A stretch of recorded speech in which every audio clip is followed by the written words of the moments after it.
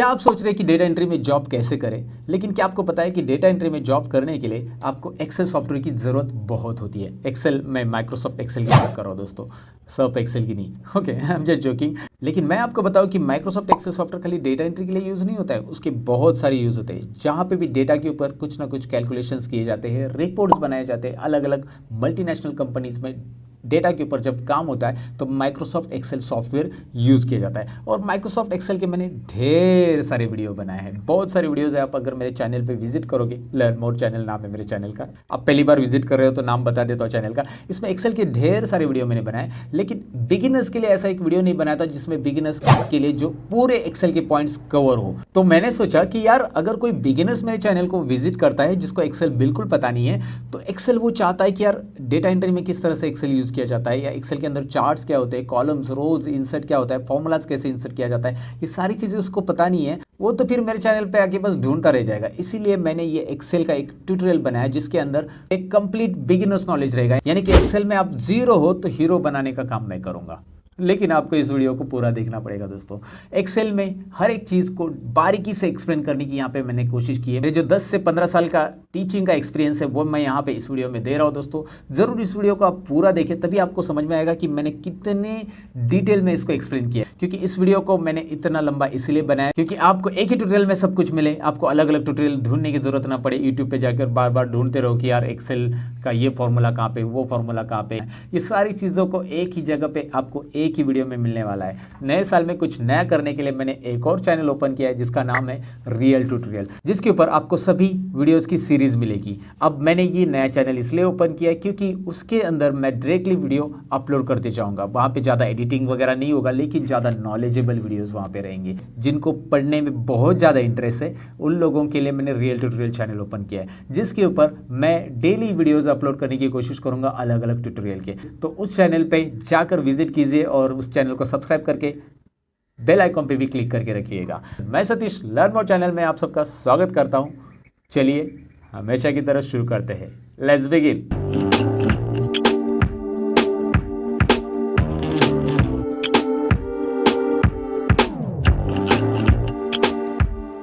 Video में आगे बढ़ने से पहले मैं आपको बताऊं दोस्तों, अगर आप नए हो मेरे चैनल पे, आप सीखना चाहते हैं एक्सेल के tips and tricks, Microsoft office के ट्रिक्स एंड ट्रिक्स, साथ में कंप्यूटर के टोटल सॉफ्टवेयर के टिप्स एंड ट्रिक्स, तो आपको करना होगा मेरा चैनल सब्सक्राइब, और सब्सक्राइब के बाजू में जो घंटी दिख रही है उस पर भी क्लिक कीजिए, ताकि जब भी मैं नया वीडियो डालूं तो आपकी मोबाइल की भी घंटी बजे।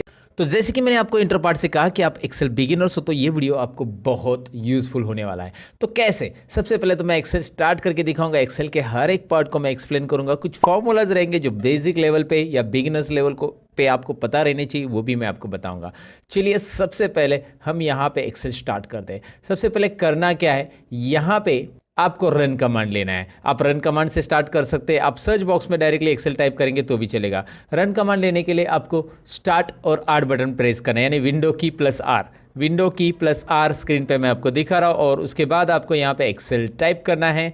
एंड एक्सेल जैसे आप टाइप करोगे, एंटर करोगे, एक्सेल शुरू हो जाएगा दोस्तों।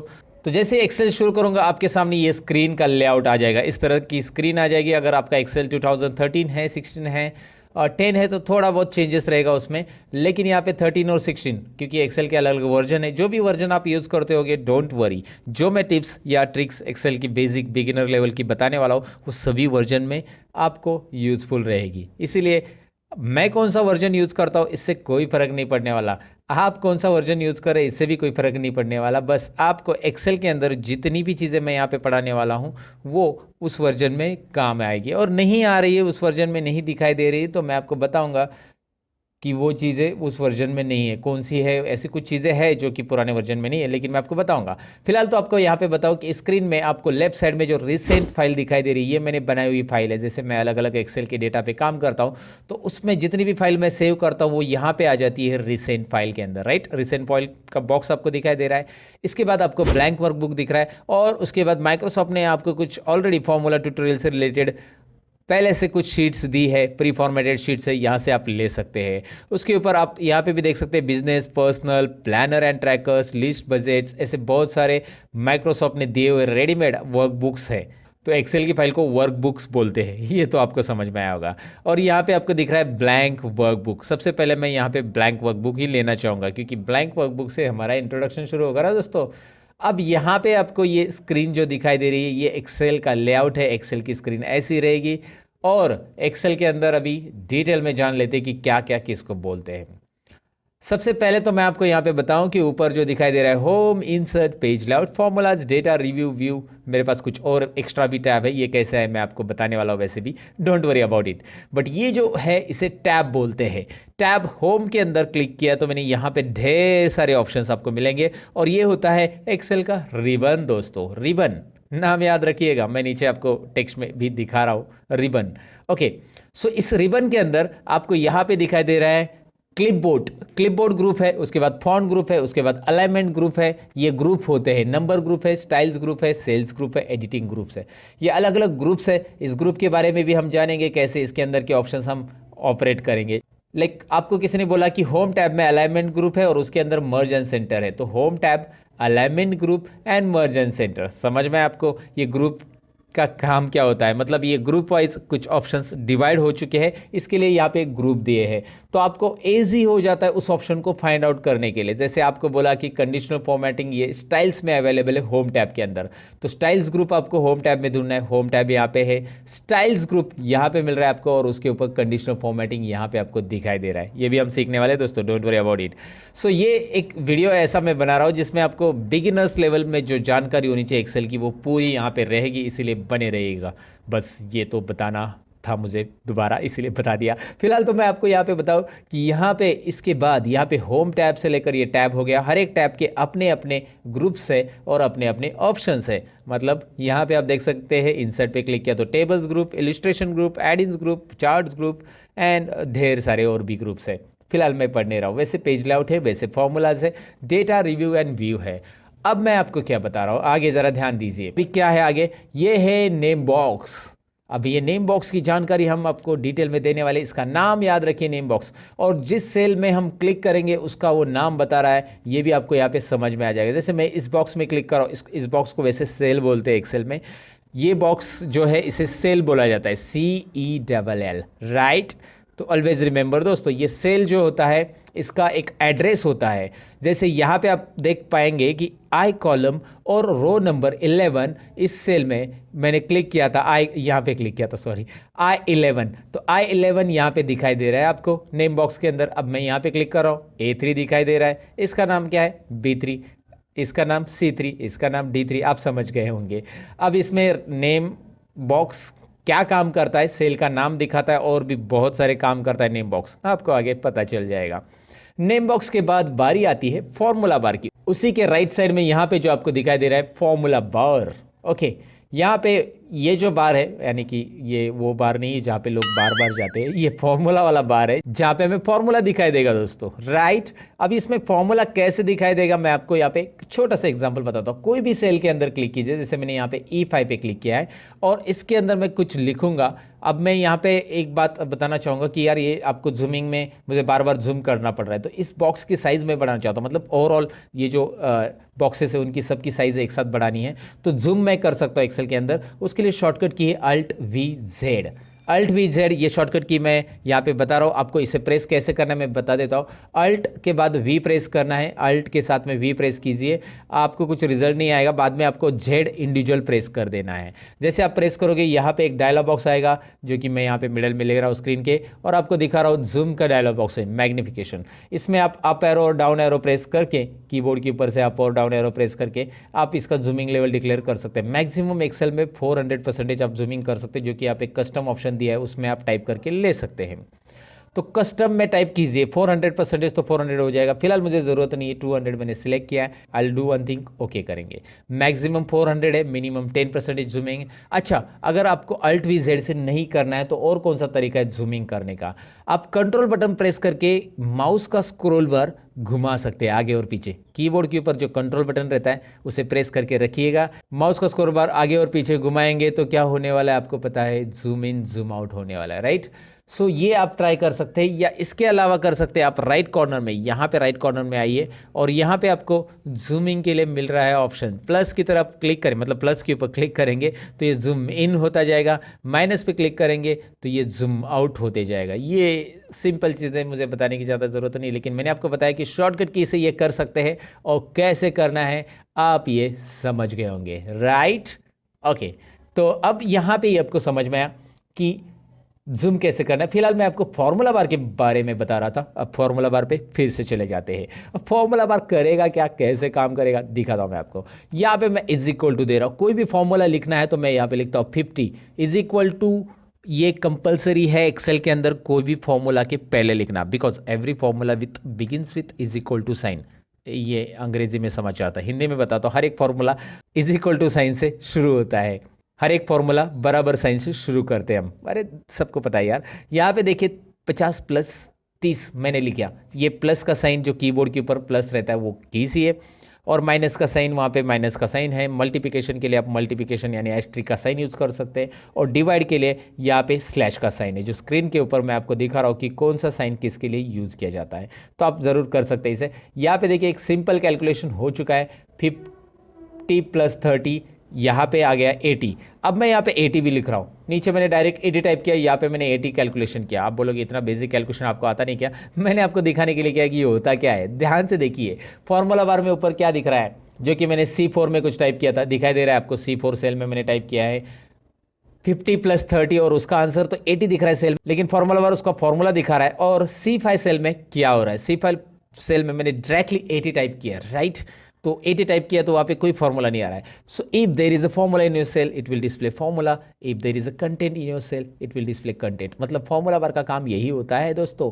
यहाँ पे देखिए फॉर्मूला है तो फॉर्मूला दिखा रहा है, यहाँ पे देखिए सेल में कंटेंट है तो कंटेंट दिख रहा है, टेक्स्ट है तो टेक्स्ट दिखाई देगा। और यहाँ पे नोटिस कीजिए, जब आप टेक्स्ट टाइप करेंगे तो वो लेफ्ट अलाइनमेंट में ऑटोमेटिक आएगा, जो भी टेक्स्ट आप टाइप करो, जैसे मैंने यहाँ पे टाइप किया लर्न मोर, तो ये आपको, ये थोड़ा सा कॉलम की साइज में बढ़ाना बताऊंगा आपको आगे, लेकिन यहाँ पे दिख रहा है ये लेफ्ट साइड में रहेगा और ये रहेगा राइट साइड में। टेक्स्ट हमेशा लेफ्ट साइड में अलाइन करता है और नंबर हमेशा राइट में अलाइन करता है, लेकिन हम उसे अलाइन चेंज कर सकते हैं, left to right, right to left कर सकते हैं। फिलहाल तो फॉर्मूला बार मैंने बताया, और फॉर्मूला बार इतना ही नहीं है जितना दिख रहा है, फॉर्मूला बार को यहाँ पे राइट कॉर्नर से हम एक्सटेंड कर सकते हैं। यहाँ पे एक छोटा सा डाउन एरो दिख रहा है आपको, और इसे आप क्लिक करेंगे तो ये फॉर्मूला बार एक्सटेंड होता है, राइट। ओके, यहाँ पे क्लिक करेंगे, एक्सटेंड मतलब थोड़ा सा फॉर्मूला बार आपको बड़ा दिख रहा है ना, जब ज़रूरी है, जब बहुत बड़ा फॉर्मूला आप लिख रहे हैं तब जाके ये फॉर्मूला बार को एक्सटेंड करने की ज़रूरत आपको पड़ सकती है, जो कि वो लाइन में नहीं बैठा तो वो नीचे की लाइन में आ जाएगा अगर आप वहाँ पे क्लिक करते हो तो, राइट। ओके, सो ये इंट्रोडक्शन के बाद आगे बढ़ते हैं। यहाँ पे मैं आपको बताऊँ कि these are the columns of Excel, ये जो है ABCDEFGHIJKLMNOPPQRSTUVWXYZ, मैं गाना नहीं गा रहा हूँ, ये कॉलम से एक्सेल के, और जेड तक ही नहीं है, आप देखेंगे आगे भी कॉलम है, AB AC AD समझे, AD I mean AD column का नाम है, वैसे ही A to Z हो जाएगा, फिर BA आ जाएगा, BB भी आ जाएगा दोस्तों, BB BC BD, वो बीड़ी नहीं जो पीने वाली है, okay I am just joking, but आपको मैं बता रहा हूँ कि यहाँ पे बहुत सारे हैं, बहुत सारे BF भी कॉलम है, BG है। और आपको मैं बताऊँ कि ऐसे आप राइट एरो प्रेस करने से अच्छा कंट्रोल और राइट एरो प्रेस करो, डायरेक्टली लास्ट कॉलम पे आ जाएंगे।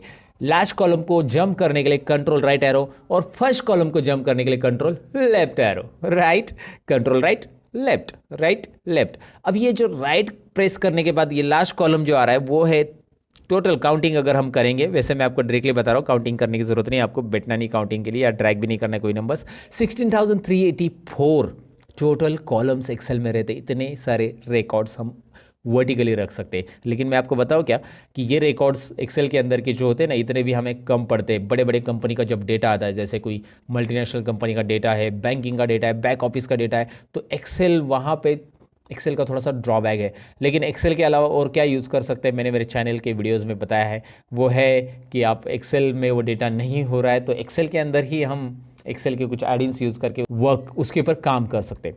फिलहाल तो मैं आपको बताऊं कि कंट्रोल लेफ्ट और कंट्रोल राइट एरो से हमने यहाँ पे जंप किया था लास्ट कॉलम में, फर्स्ट कॉलम से लास्ट कॉलम 16,384 टोटल कॉलम से एक्सेल में ABCD से लेकर ऐसे। और ऐसे ही आप डाउन एरो प्रेस करोगे तो आपको रोज मिलेंगे ढेर सारे, जो कि आपको दिखाई दे रहा है स्क्रॉल होते जा रहे हैं। लेकिन अभी मुझे लास्ट रो पे जाना है तो मैं थोड़ी डाउन एरो प्रेस करते रहूंगा कीबोर्ड का, मैं कंट्रोल और डाउन एरो प्रेस करूंगा।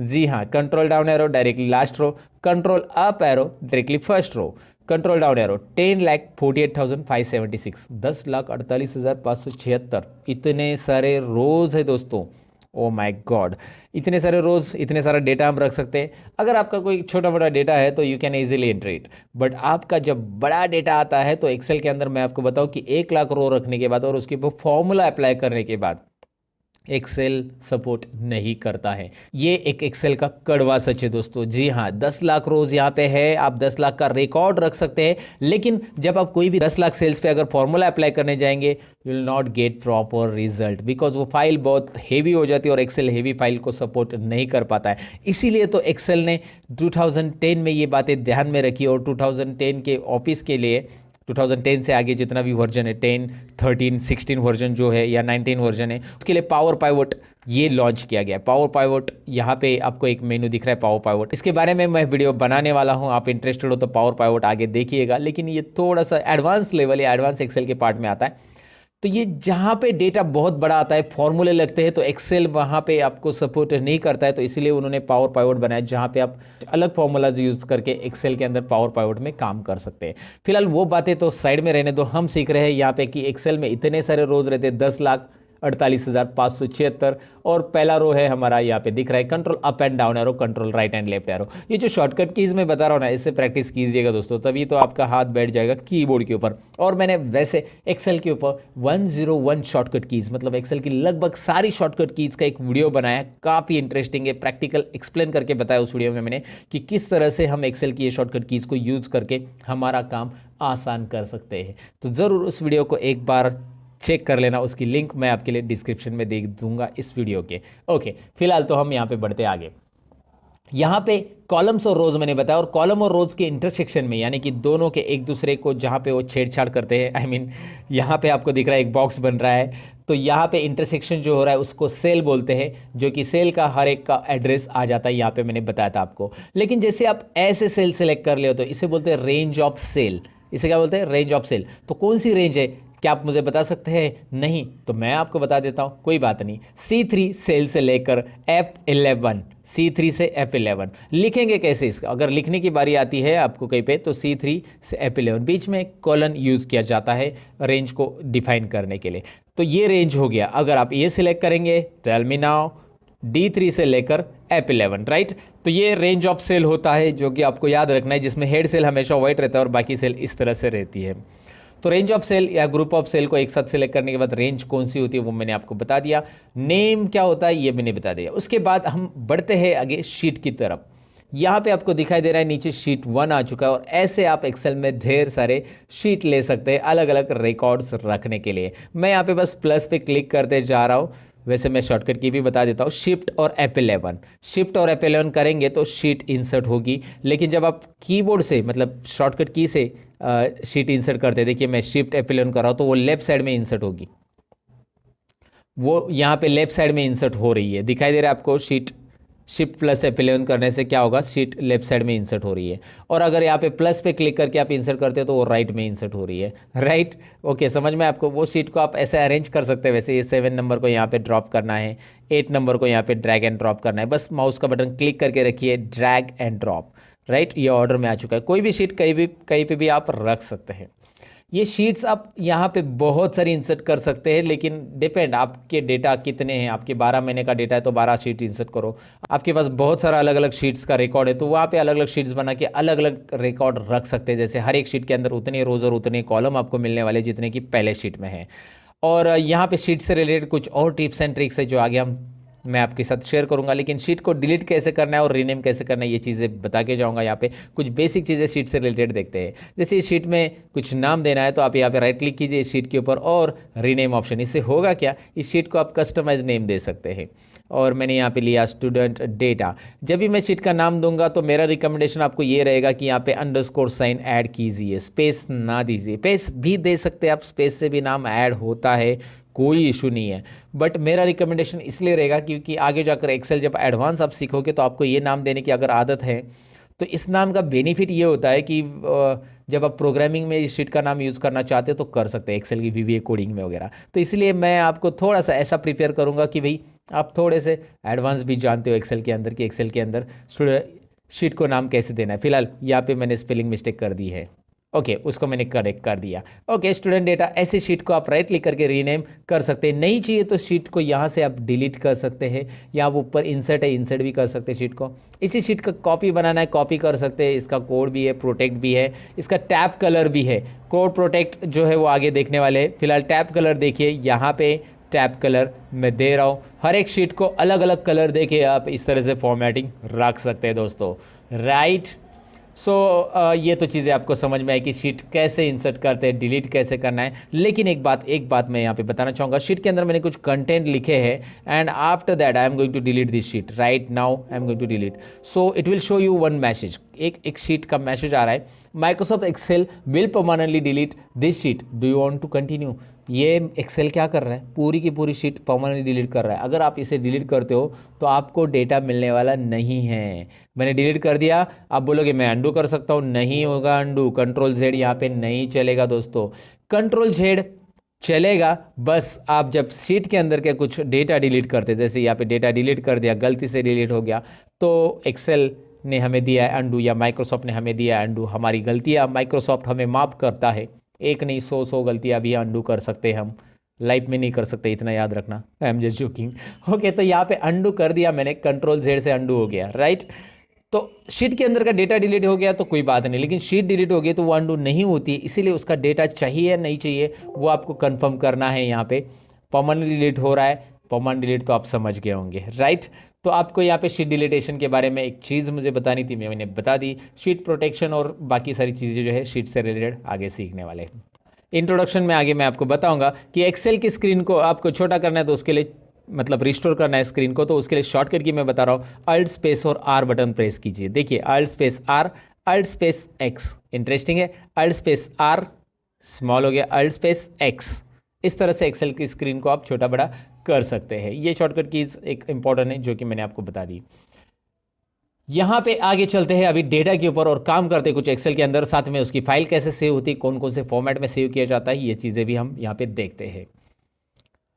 तो इंट्रोडक्शन के बाद अब नेक्स्ट पार्ट की तरफ बढ़ते हैं जिसमें डेटा टाइपिंग कैसे करना है यहाँ पे देखेंगे। एक्सेल के अंदर डेटा एंट्री होता है, ये आपने सुना ही होगा, लेकिन डेटा एंट्री कैसे करना है आपके सबके मन में ये क्वेश्चन रहेगा। तो सबसे पहले तो मैं क्या करता हूँ, इस वर्कबुक, ये दिख रहा है बुक 1 आ चुका है, इसको मुझे अभी क्लोज करना है, मुझे नया बुक लेना है, तो मैं कंट्रोल W करूँगा, कंट्रोल W क्लोज बुक। ये जो है एक्सेल वर्कबुक नहीं क्लोज होगा, जो हमारा ओपन बुक है, ओपन फाइल है एक्सेल की, वो क्लोज होगी। So do you want to save it, हमें सेव नहीं करना है, डोंट सेव पे मैं क्लिक करता हूँ।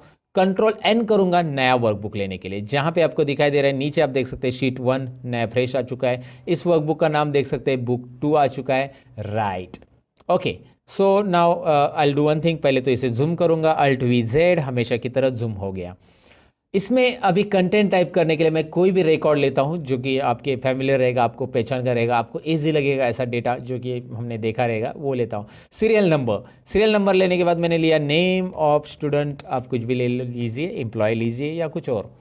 तो यहाँ पे देखिए बी और सी कॉलम के अंदर, यहाँ पे आपको दिखाई दे रहा है कि बी कॉलम के अंदर के कंटेंट सी में जा चुके हैं। ऐसा होना चाहिए क्या? नहीं, बी ने सी की जगह भी ले लिए, नहीं बी ने बी की जगह लेनी चाहिए, तो बी को जगह थोड़ी सी बड़ी चाहिए। इसके लिए हम करेंगे क्या, यहाँ पे बी और सी कॉलम के बीच में माउस लेके आएंगे, बी और सी कॉलम के बीच में जब हम माउस लाएंगे you will find out arrow, दिखाई दे रहा है ना। इससे क्या होगा, इससे आप ड्रैग कीजिए क्लिक करके, माउस से साइज बढ़ेगी, या फिर आप डबल क्लिक कीजिए, देखिए डबल क्लिक किया तो भी चलेगा, या ड्रैग करेंगे तो भी चलेगा, इट्स अप टू यू कि आपको क्या करना है। यहाँ पे कैसे करना है। डबल क्लिक करने और ड्रैग करने में फ़र्क क्या होता है? ड्रैग करने में आप एक्स्ट्रा साइज़ भी बढ़ा सकते हैं, लेकिन डबल क्लिक जब आप करते हो तो जितने कंटेंट की साइज़ है उतनी ही हो जाती है। अच्छा, इसके लिए कीबोर्ड का शॉर्टकट की भी है, मैं आपको बताऊंगा आगे। चलिए आगे देखेंगे कीबोर्ड से कैसे होगा वो भी। फिलहाल आपको मैं यहाँ पे बताता हूँ सब्जेक्ट 1, सब्जेक्ट 2, सब्जेक्ट 3, और यहाँ पे हम टोटल करेंगे। उसके बाद हम यहाँ पे मैक्स भी निकालेंगे। ये सब बेसिक फॉर्मूलाज हम इसमें कवर कर लेंगे। मिनिमम लेंगे, काउंट लेंगे, एवरेज लेंगे एंड परसेंटेज लेंगे। आप बोलेंगे एवरेज और परसेंटेज वो एक ही होता है? नहीं, देखेंगे एक ही होता है कि नहीं होता है, यहाँ पे पता चलेगा आपको। साथ में हम रिजल्ट भी निकालेंगे, ग्रेड भी निकालेंगे। ये सारी चीज़ें यहाँ पे देखेंगे कैसे करना है। सबसे पहले तो यहाँ पे सीरियल नंबर के नीचे कर्सर रखिए एंड नाउ टाइप 1 और 2। यहाँ पे आपको 1 और 2 टाइप करना है। यहाँ पे आपको दिख रहा है ये जो है मैंने कंटेंट टाइप किए हैं, तो मुझे क्या करना है, यहाँ पे इसे ड्रैग करना है। तो मैं क्या करूँगा, अब मैं 1 और 2 को दोनों को सिलेक्ट कर चुका और इस कॉर्नर पे माउस लेके आ रहा हूँ, जिसको हम फिल हैंडल बोलते हैं। ये जो छोटा सा नन्ना सा प्लस दिख रहा है ना, ब्लैक वाला, ये छोटा प्लस हम यहाँ पे क्या करेंगे, इसे ड्रैग करेंगे। इस फिल हैंडल से ड्रैग करेंगे तो क्या होगा, सीरियली फिल होगा।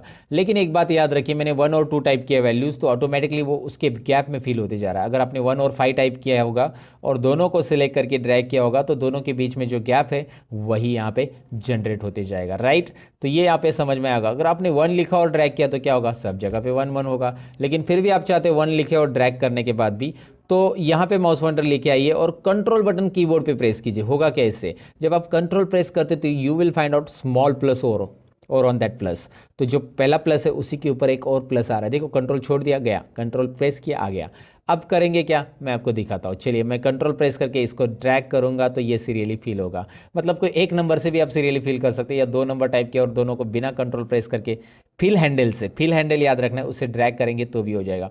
अच्छा, यहाँ पे भी ऑप्शन है। आपने गलती से इसे फिल सीरीज किया और आपको कॉपी सेल्स चाहिए, तो यहाँ पे ऑप्शन है copy cells, fill formatting only, fill without formatting, flash fill, ये सारी चीज़ें आती है। ये आगे के है, लेकिन कॉपी सेल से क्या होगा देखिए यहाँ पे। फिलहाल मैं कंट्रोल जेड करता हूँ और दोबारा यहाँ पे मैं ड्रैग करूँगा कंट्रोल बटन प्रेस करके, और मैं यहाँ पे लगभग 5 स्टूडेंट ही लेता हूँ आपको एक एग्जाम्पल रिपोर्ट दिखाने के लिए। और यहाँ पे कॉपी सेल हो गया अभी, क्योंकि मैंने कंट्रोल छोड़ दिया। तो फिल सीरीज भी कर सकते हैं आप यहाँ से, राइट। तो ये छोटे छोटे ऑप्शन जो होते हैं ये बिगिनर्स लेवल के लिए बहुत इंपॉर्टेंट होते हैं। और मैं ये समझता हूँ कि आपको एक्सेल कुछ भी नहीं आता है, इसलिए ये सारी चीज़ें एक्सप्लेन कर रहा हूँ मैं। ईच एंड एवरी पॉइंट को डिटेल में एक्सप्लेन करूँगा दोस्तों। ओके, तो यहाँ पे मैं कंटेंट टाइप करूँगा, जैसे कि मैंने नाम लिए ABCD। Okay, it's up to you, कौन से भी नाम ले सकते हैं।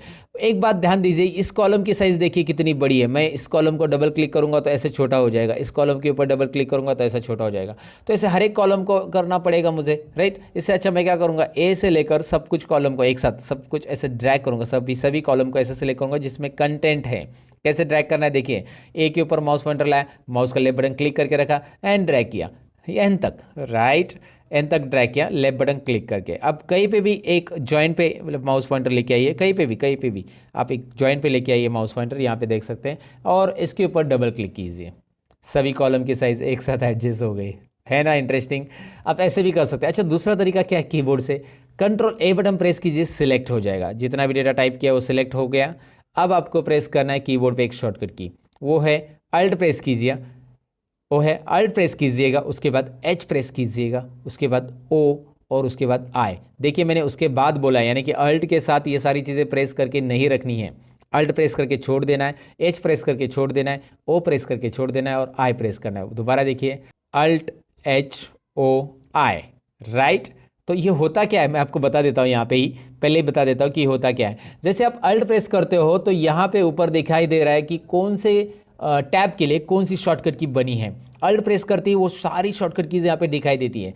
अच्छा, हमें होम टैब में जाना है तो मैं H प्रेस करता हूँ। चलिए मैं H प्रेस करता हूँ तो होम टैब के सारे ऑप्शन यहाँ पे दिखाई देंगे। फिर होम टैब में ऐसा कौन सा ऑप्शन है जो हमारे कॉलम को ऑटो फिट करता है, वो है फॉर्मेट के अंदर। यहाँ पे फॉर्मेट जो दिखाई दे रहा है राइट साइड में, उसके अंदर वो है।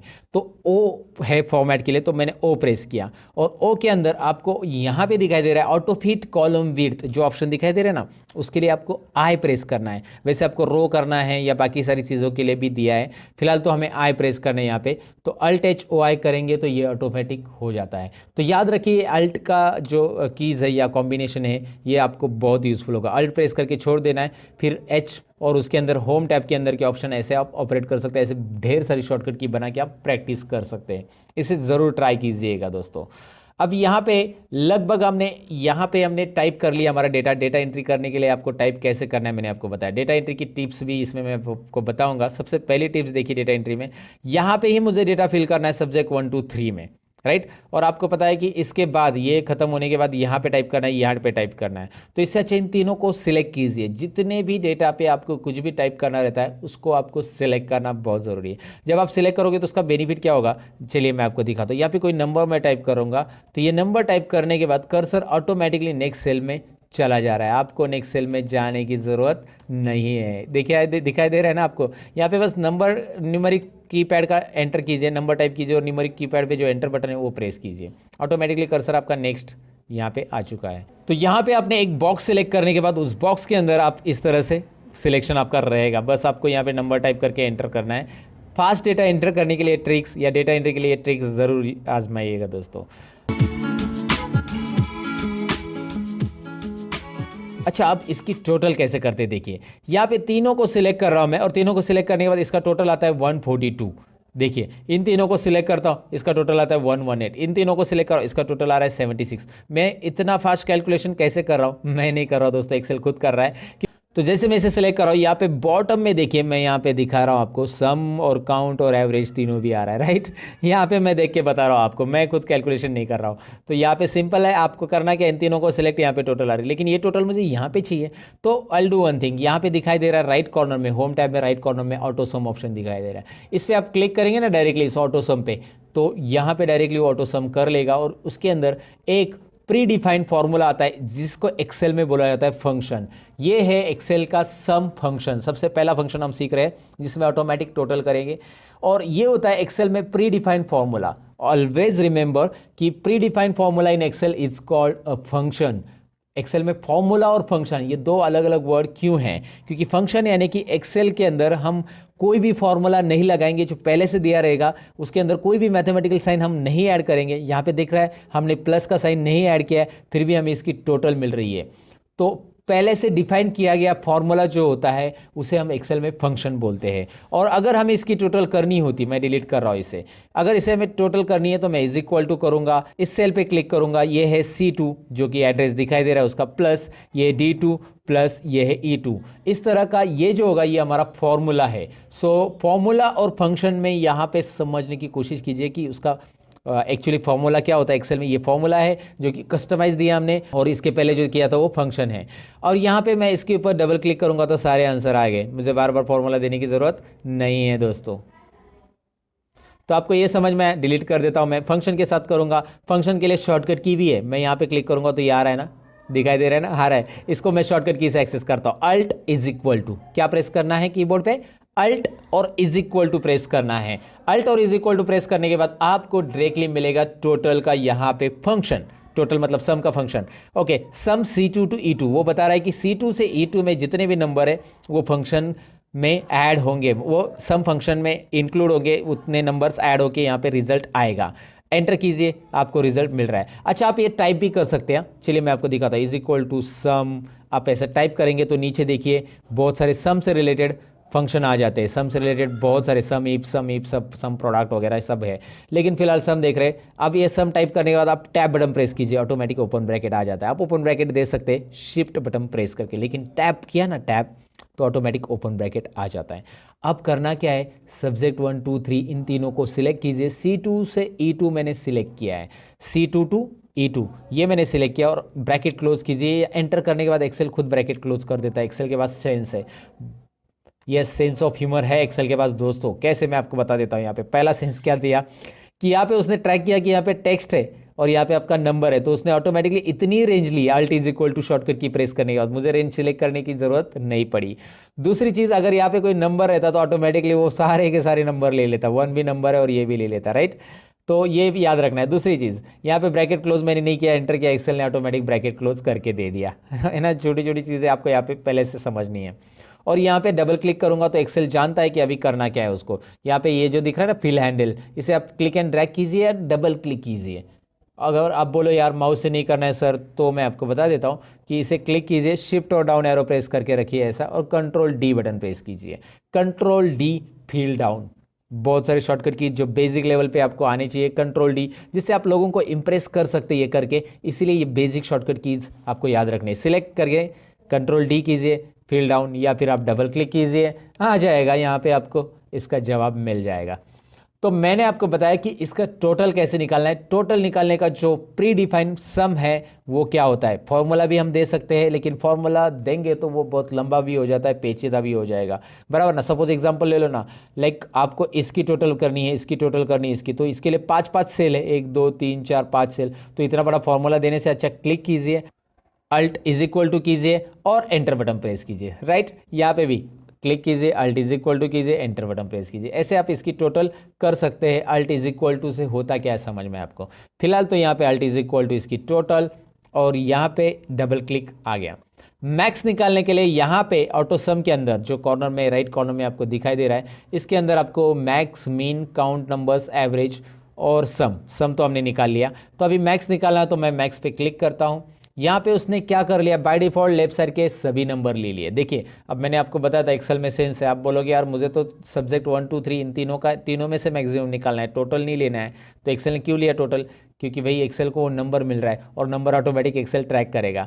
अब करना क्या है, आपको इन तीनों को सिलेक्ट करना है ना, ड्रैग करके माउस का पॉइंटर 45 से लेकर 65 तक ड्रैग कीजिए। Max C2 to E2 formula दिख रहा है आपको आगे, आई मीन फंक्शन दिख रहा है आपको आगे, ये मैक्सिमम निकालेगा। डबल क्लिक कीजिए, ये मैक्स, इनमें तीनों में कौन सा मैक्सिमम मार्क्स है वो आपको यहाँ पे डिस्प्ले करेगा। वैसे आप मिनिमम भी डिस्प्ले कर सकते हैं। करना क्या है, मिनिमम के लिए आपको सिंपल देना है, यहाँ पे is equal to sign minimum MIN type कीजिए, उसके बाद टैब बटन प्रेस कीजिए, आप यहाँ पे इसे सिलेक्ट कीजिए, तीनों सब्जेक्ट को एंटर कीजिए। फॉर्मूला आप टाइप करके भी कर सकते हैं। करना क्या है मैंने आपको बताया, देखिए काउंट में बताता हूँ।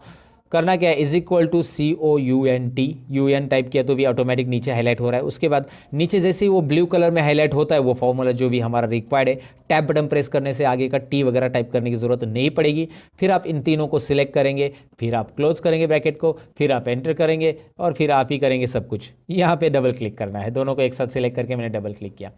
ये फॉर्मूलाज वहाँ से भी आप ले सकते हैं ऑटो सम से, लेकिन मैंने इसको बताया इस तरह से। अच्छा आपने बोला कि सर जैसे इसको अल्ट इज इक्वल टू से किया, वैसे ये नहीं होगा क्या कोई शॉर्टकट की से, राइट ना, शॉर्टकट की से भी तो होना चाहिए। दरअसल इसके लिए शॉर्टकट कीज मैंने आपको बताई है। आप बोलोगे यार कभी बताइए, अभी तो मैं एक्सपेंशन पढ़ाया, मैंने बताया था आपको अल्ट करिए, H कीजिए, H करने के बाद ऑटो सम के लिए क्या आता है देखिए वहाँ पे, ज़रा ध्यान से देखिए, मैं जूम करके भी बता रहा हूँ। वहाँ पे ऑटो सम के लिए क्या आ रहा है, U आ रहा है, U आ रहा है तो मैं U प्रेस करता हूँ और U के अंदर मैक्स निकालना है तो M, राइट।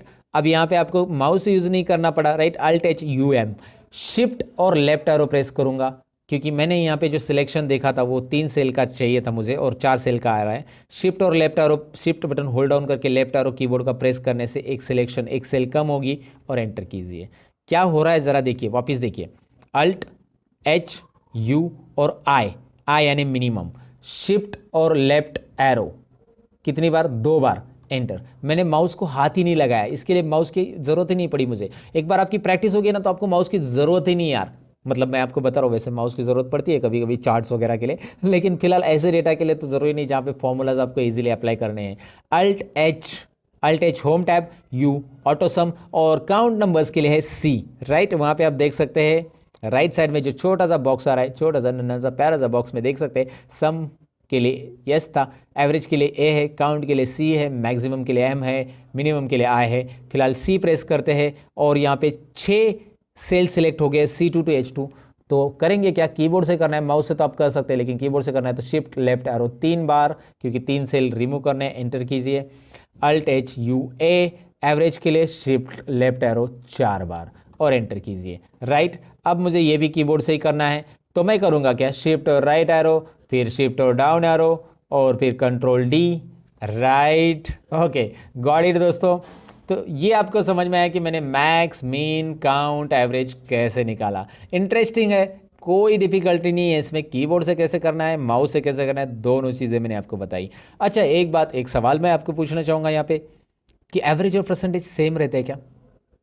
ज़रा मुझे कमेंट सेक्शन में ज़रा बता देना कि एवरेज और परसेंटेज सेम रहते हैं क्या। आप अपना आंसर चेक कर लेना, कमेंट में पहले आंसर लिख देना और फिर यहाँ पे मैं आपको आंसर बता रहा हूँ। एवरेज और परसेंटेज सेम रहते हैं या नहीं रहते हैं, यहाँ पे आपको पता चलेगा, खुद मैं कैलकुलेट कर रहा हूँ। मैं इसका ज़रा कॉलम की साइज़ बढ़ा लूँगा क्योंकि एवरेज जो है पॉइंट्स में आता है और वो पॉइंट्स नहीं दिख रहे थे, तो मैंने कॉलम की साइज़ बढ़ा दी। लेकिन यहाँ पे ज़्यादा डेसिमल आ रहे हैं, इतने ज़्यादा डेसिमल प्लेसेस हमें चाहिए कि देखिए कॉलम की साइज़ बढ़ाइए, इतने सारे डेसिमल आ रहे हैं। तो डेसिमल प्लेसेस को अगर कम ज़्यादा करना है या एक एक पर्टिकुलर डेसिमल में रखना है, तो यहाँ पे होम टैब में आपको ऑप्शन दिया गया है नंबर फॉर्मेट में, ये नंबर ग्रुप दिख रहा है ना, उसमें आपको यहाँ पे ये जो ऑप्शन दिखाई दे रहा है डिक्रीज डेसिमल है, और यहाँ पे मैं डिक्रीज कर दिया पूरा का पूरा, लेकिन मुझे यहाँ पे राउंड फिगर मिलेगा फिर, तो मैं इंक्रीज डेसिमल पे क्लिक करूँगा। इंक्रीज डेसिमल पे क्लिक जैसे करूँगा, 1 2, ये इंक्रीज और डिक्रीज डेसिमल यहाँ पे याद रखना है, इंक्रीज डेसिमल डिक्रीज डेसिमल। सो यहाँ पे बस क्लिक करेंगे तो आपको मिल जाएगा वो ऑप्शंस। यहाँ पे डबल क्लिक कीजिए, कॉलम की साइज़ यहाँ पे एडजस्ट हो जाएगी। ये 2 डेसिमल मैंने रख दिया। अब यहाँ पे परसेंटेज के लिए फॉर्मूला हमें देना पड़ेगा क्योंकि कोई फंक्शन अवेलेबल नहीं है एक्सेल के अंदर, और परसेंटेज का जो फॉर्मूला रहेगा हम कैसे करेंगे, is equal to this is our total divide by what is next, total divide by out of marks, कितने में से मिला ये तीनों भी सब्जेक्ट 100 मार्क्स के मेरे, मतलब पहले सब्जेक्ट 1 को 100 में से मिला है, सब्जेक्ट 2 को 100 में से मिला है और सब्जेक्ट 3 को 100 में से मार्क्स मिला है, तो तीनों 300 में से मुझे मिले हैं, इसलिए 300 इंटू 100, राइट। सो 300 इंटू 100 अगर मैं क्रॉस मल्टीप्लिकेशन करूंगा तो दोनों जीरो हट जाएंगे और यहाँ पे मैं 3 लिखूंगा तो भी चलेगा, लेकिन मैं आपको फॉर्मूला समझाने के लिए ऐसा लिख रहा हूँ, एंटर करूंगा और मैं यहाँ पे डबल क्लिक करूंगा और यहाँ पे देखिए क्या हो रहा है, एवरेज और परसेंटेज यहाँ पे आपको दिखाई दे रहा है। यहाँ पे डेसिमल प्लेसेस एक काम कीजिए, कम कीजिए, 2 डेसिमल प्लेसेस रखिए बस, और आपको एवरेज और परसेंटेज सिमिलर दिख रहा है या नहीं, ज़रा बताइए। सिमिलर है आप बोलेंगे, सिमिलर ही होता है ऐसा आप बोलेंगे, लेकिन कुछ केसेस में सिमिलर है, कुछ केसेस में नहीं। अब कैसे, मैं आपको बता देता हूँ। अगर आपके सब्जेक्ट तीनों भी सब्जेक्ट 100 मार्क्स के हैं तो एवरेज और परसेंटेज सिमिलर रहेगा, लेकिन कोई एक सब्जेक्ट 150 में से मार्क्स मिले हैं, so it is possible to like get 148 marks, है ना, आपको 148 मिले हैं 150 में से, राइट। इधर 100 में से मिले आपको 98 और इधर 100 में से मिले आपको 95। तो अब आपका मार्क्स, यहाँ पे ज़रा डबल क्लिक करता हूँ मैं, यहाँ पे भी डबल क्लिक करता हूँ क्योंकि ये ऐसा आ गया ना, ज़रा ध्यान से देखिए, यहाँ पे हैश आ रहा है ना, तो यहाँ पे एक कॉलम की साइज़ कम पड़ रही, समझ जाना, ये छोटी छोटी चीज़ें डेटा एंट्री में याद रखना। तो आपको कॉलम की साइज़ बढ़ा देना है, डबल क्लिक करना है, ऐसे आप कर सकते हैं। आपको यहाँ पे ये समझना है कि यहाँ पे टोटल कितनी है, 341, यानी 350 में से ये मिले हैं आपको, 300 में से नहीं मिले। So average can be greater then 100, हो सकता है ना, एवरेज तो 100 से ज़्यादा हो सकता है, लेकिन परसेंटेज हो सकता है क्या, 113%, कभी सुना है किसी स्टूडेंट को मिले?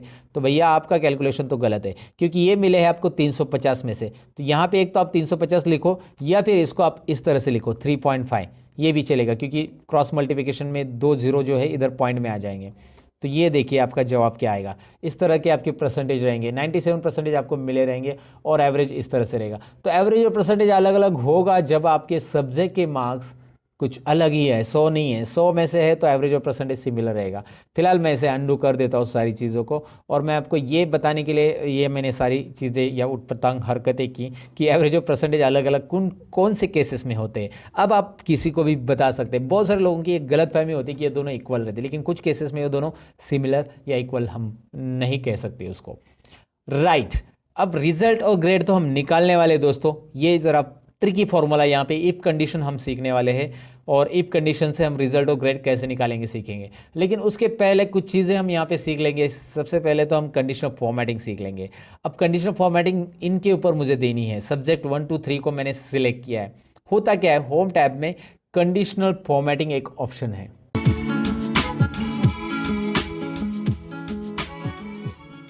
तो यहाँ पे जो कंडीशनल फॉर्मेटिंग ऑप्शन दिखाई दे रहा है उसका काम क्या है मैं आपको बता देता हूँ। जैसे आप उस पर क्लिक करोगे, highlight cells rules, top bottom rules, data bars, colour scale, icon set, ढेर सारी चीज़ें आ रही है।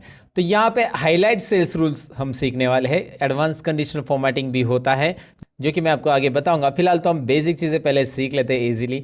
यहाँ पे कुछ हाईलाइट सेल्स रूल्स आपको दिखाई दे रहे हैं जिसमें आपको greater than, less than, between, equal to, text that contains data occurring and duplicate values, right. अब मैं आपको सबसे पहले बताऊंगा कि कंडीशनल फॉर्मेटिंग करेगा क्या। जो नंबर्स मैंने सिलेक्ट किए हैं उसके ऊपर हम कुछ कंडीशन के अकॉर्डिंग फॉर्मेटिंग देंगे। अब कंडीशन के अकॉर्डिंग फॉर्मेटिंग यानी हमें लेस देन 35 वाले नंबर हाईलाइट करने हैं। वो कौन से कलर में रहते हैं आपको स्कूल में, जब आपको 35 से कम मार्क्स मिलते हैं तो कौन से कलर में लिखते हैं टीचर, कौन से कलर में, ज़रा बताइए। रेड कलर में, एवरीबडी नोज दैट। तो लेस देन पे क्लिक कीजिए और यहाँ पे लेस देन पे क्लिक करने के बाद एक छोटा सा नन्ना सा डायलॉग बॉक्स आ रहा है हमेशा की तरह। और इस डायलॉग बॉक्स में मैं क्या कर रहा हूँ, जो 38 दिख रहा है वहाँ पे मैंने 38 किया है। और 35 करने के बाद आप देख सकते हैं ऑटोमेटिकली 35 से जो भी कम है सब्जेक्ट 1 2 3 में, तीनों में भी 35 से जितने भी कम है वो रेड कलर में बैकग्राउंड के साथ वो हाईलाइट हो रहे हैं। मुझे ये कलर नहीं चाहिए तो मैं यहाँ पे कलर कस्टमाइज कर सकता हूँ। और करने के लिए बस आपको यहाँ पे कस्टमाइज करने के लिए बस आपको यहाँ पे कस्टम फॉर्मेट पे क्लिक करना होगा। नीचे दिखाई दे रहा है कस्टम फॉर्मेट ऑप्शन है, जैसे आप इस ड्रॉप डाउन पे क्लिक कर देते हो। कस्टम फॉर्मेट में हमें यहाँ पे फिल या फिर फॉन्ट जो कलर चाहिए वो चूज कर सकते हैं। मैं फॉन्ट कलर ही देना चाहता हूँ, फॉन्ट में मैंने रेड कलर दे दिया।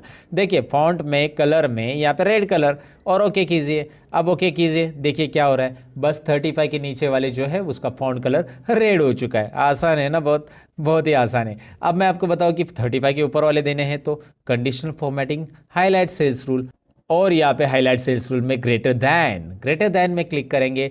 ग्रेटर दैन 35 को कौन सा कलर देना है आपके ऊपर है, ग्रीन देना है, रेड देना है। कस्टम फॉर्मेट में जाइए और यहाँ से आप ब्लू कलर देना चाहते हैं, जो भी है जो देना है वो दे सकते हैं। लेकिन एक बात यहाँ पे ध्यान दीजिए, मैंने 35 अगर लिखा तो वो तो ब्लैक कलर में आ रहा है ना, 35 ब्लैक कलर में आ रहा है, बाकी सब तो अपने ऑटोमेटिक अपने अपने कलर में आ रहे हैं। तो यहाँ पे मैं करूँगा क्या, कंडीशनल फॉर्मेटिंग में और एक चीज़ है जो कि आपको यहाँ पे देखनी चाहिए, इक्वल टू है, बिटवीन भी है वैसे। इक्वल टू 35 देते पहले, इक्वल टू 35 कौन से कलर में रखना है आपको। चलिए मैं यहाँ पे कस्टम फॉर्मेट में हमेशा की तरह कलर दूसरा लेता हूँ। यहाँ पे मतलब इस तरह मैंने पर्पल ले लिया। जैसे आप मार्क्स चेंज करेंगे वहाँ पे कलर भी चेंज हो जाएगा दोस्तों। यहाँ पे आप देख सकते हैं मैंने इसके मार्क्स चेंज किए, वहाँ पे हो गया उसका पर्पल। यहाँ पे इसको मैंने पास कर दिया, यहाँ पे हो गया उसको ओके। सो गॉट इट, आपको समझ में आया ये कैसे हो रहा है। ओके अब मुझे यहाँ पे कोई बिटवीन मार्क्स हाईलाइट करने हैं, जैसे मुझे 150 टू 175 के बीच में हाईलाइट करने हैं, तो मैंने इसको सिलेक्ट किया, कंडीशनल फॉर्मेटिंग और बिटवीन पे क्लिक किया। सिंपल है, बिटवीन में 150 टू 170 मैंने दे दिया, तो मैंने दे दिया और जस्ट मैंने कोई भी कलर यहाँ पे सिलेक्ट कर लिया और ओके किया। दिखाई दे रहा है आपको 150 टू 175 के या जो भी आप फॉर्मेट दोगे उसके बीच में यहाँ पे नंबर हाईलाइट हो जाएंगे। कंडीशनल फॉर्मेटिंग में आगे है यहाँ पे टेक्स्ट दैट कंटेंट्स में हम पर्टिकुलर टेक्स्ट में हाईलाइट कर सकते हैं। जैसे मैं आपको एग्जांपल देता हूँ यहाँ पे, चलिए मैं अभी फिलहाल तो पास फेल डायरेक्टली लिख रहा हूँ, लेकिन इसका फॉर्मूला बनता है दोस्तों, और वो तो हम सीखने वाले हैं ना आगे, तो बड़े रहेगा वीडियो के अंदर। इसका फॉर्मूला काफ़ी इंटरेस्टिंग है, ऑटोमेटिक पास फेल आने वाले हैं। फिलहाल तो मैंने पास फेल ऐसा अंदाज लिखा है कि ये पास है ये फेल है, ये मत देखिएगा कौन पास है कौन फेल है। मुझे बस यहाँ पे दिखाना है कि पास वाले जो है वो ग्रीन कलर में रहने चाहिए, फेल वाले जो है रेड कलर में। तो मैं वही करूँगा, यहाँ पे एक कंडीशनल फॉर्मेटिंग में जो ऑप्शन था वो पिक करूँगा, टेक्स्ट दैट कंटेन्स। जिस टेक्स्ट के अंदर पास है उसको मैं ये वाला ग्रीन वाला कलर देना चाहता हूँ। चलिए मैंने यहाँ पे डायरेक्टली प्री डिफाइन जो कलर है ना, green fill with the dark green text, वो दे दिया। राइट, अब मैं क्या करता हूँ, कंडीशनल फॉर्मेटिंग दोबारा उसी को सिलेक्ट रख के आप एक ही सेल्स के ऊपर दो कंडीशंस भी दे सकते हैं, जो कि यहाँ पे मैं आपको दिखा रहा हूँ। फेल, यहाँ पे आपको फेल लिखना है और फेल के अंदर ये कलर देना है और ओके कीजिए। अब आप देख सकते हैं पास और फेल को कैसे कलर आ रहा है। मैंने एक टेम्पररी आपको बताया सोल्यूशन कैसे करना है। उसके अलावा यहाँ पे अगर मैं आपको बताऊं कि कोई डेट्स है तो डेट्स के लिए भी आप फॉर्मूला दे सकते हैं। जैसे यहाँ पे कोई डेट्स नहीं है, but I do one thing, यहाँ पे मैं कोई डेट लेता हूँ।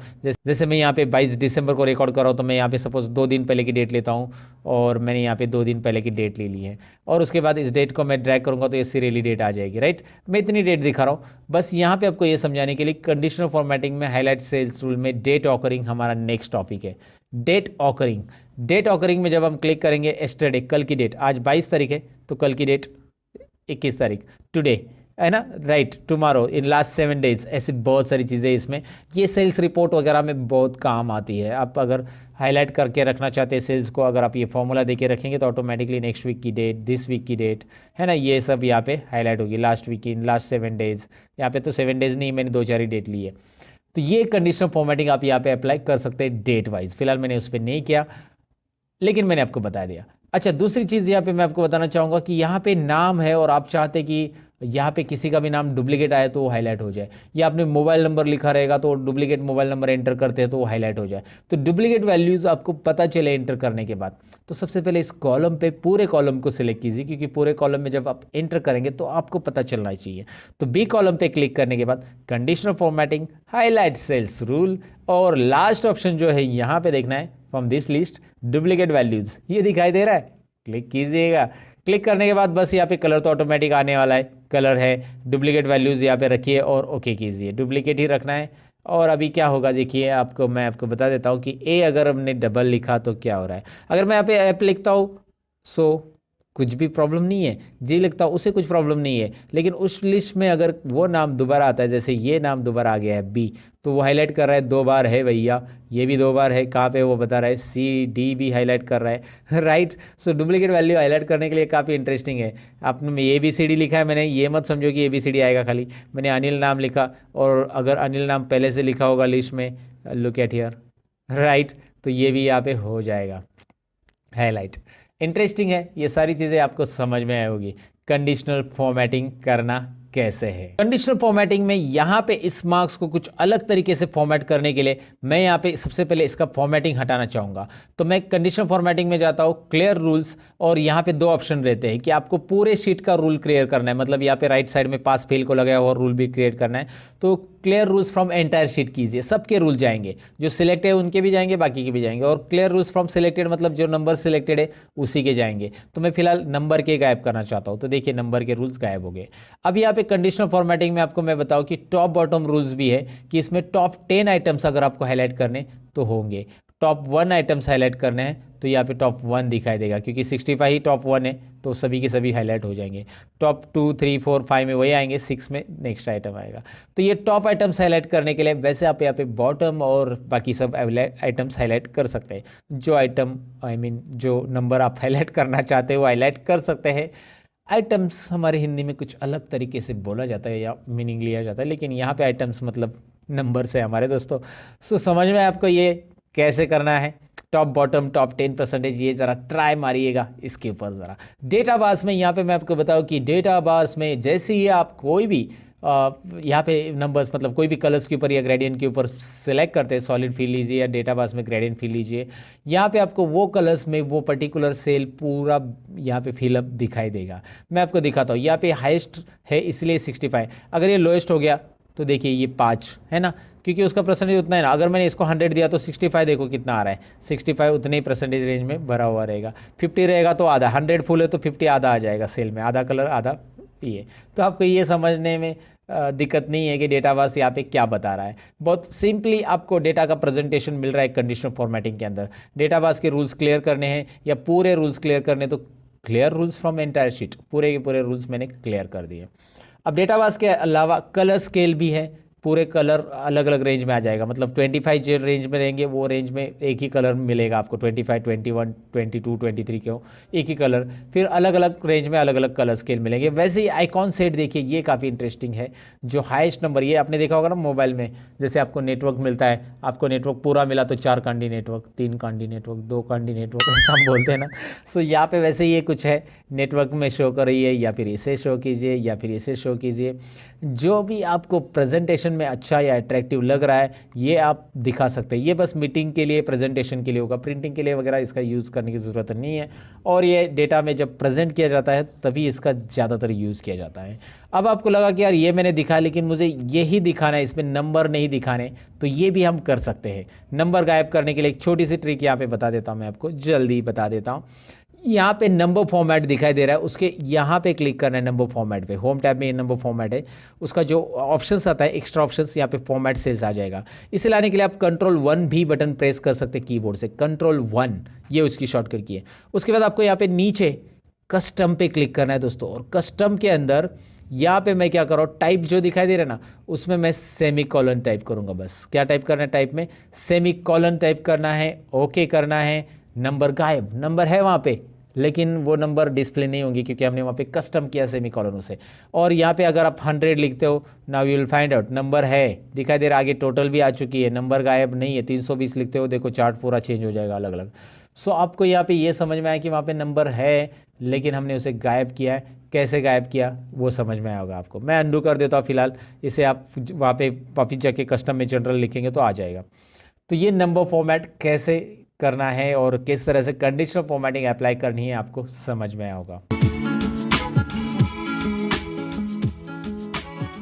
अब यहाँ पे कुछ चीज़ें और जानते हैं, जैसे कि यहाँ पे कंडीशनल फॉर्मेटिंग तो मैंने आपको बता दिया। यहाँ पे एक रो इंसर्ट करना है, कैसे करना है मैं आपको बताता हूँ। कंट्रोल प्लस ये डेटा एंट्री में याद रखिए कि आपको अगर कोई रो इंसर्ट करना है कोई भी सेल के अंदर तो आप इसे राइट क्लिक करके भी कर सकते हैं। राइट क्लिक इंसर्ट रो, देखिए रो कैसे इंसर्ट करना है, बहुत ही सिंपल है। कोई भी रो ऐड करना है, कॉलम ऐड करना है, सपोज सब्जेक्ट 4 यहाँ पे रह गया, कुछ भी चीज़ें आपको ऐड करनी नहीं, आपको यहाँ पे कॉन्टैक्ट नंबर ऐड करना था तो आपने यहाँ पे करना है राइट क्लिक और इंसर्ट। नया कॉलम ऐड करने के लिए राइट क्लिक इंसर्ट, या शॉर्टकट की मैं बताता हूँ आपको कंट्रोल प्लस। देखिए आपको सिलेक्ट कौन सा कॉलम करना है, जिस कॉलम के पहले आपको कॉलम ऐड करना है उसी कॉलम को सिलेक्ट करना है और कंट्रोल प्लस उसके पहले आ जाएगा। अगर आपको ऐप के पहले कॉलम ऐड करना है कंट्रोल प्लस, सिंपल है ना, उस कॉलम को सिलेक्ट करना है। अच्छा, आपने अगर सेल सिलेक्ट किया होगा और कंट्रोल प्लस किया होगा तो क्या होगा, ये डायलॉग बॉक्स आएगा, वो पूछेगा आपको कि सेल इंसर्ट करना है या कॉलम इंसर्ट करना है। फिलहाल तो मुझे एंटायर कॉलम इंसर्ट करना है, राइट।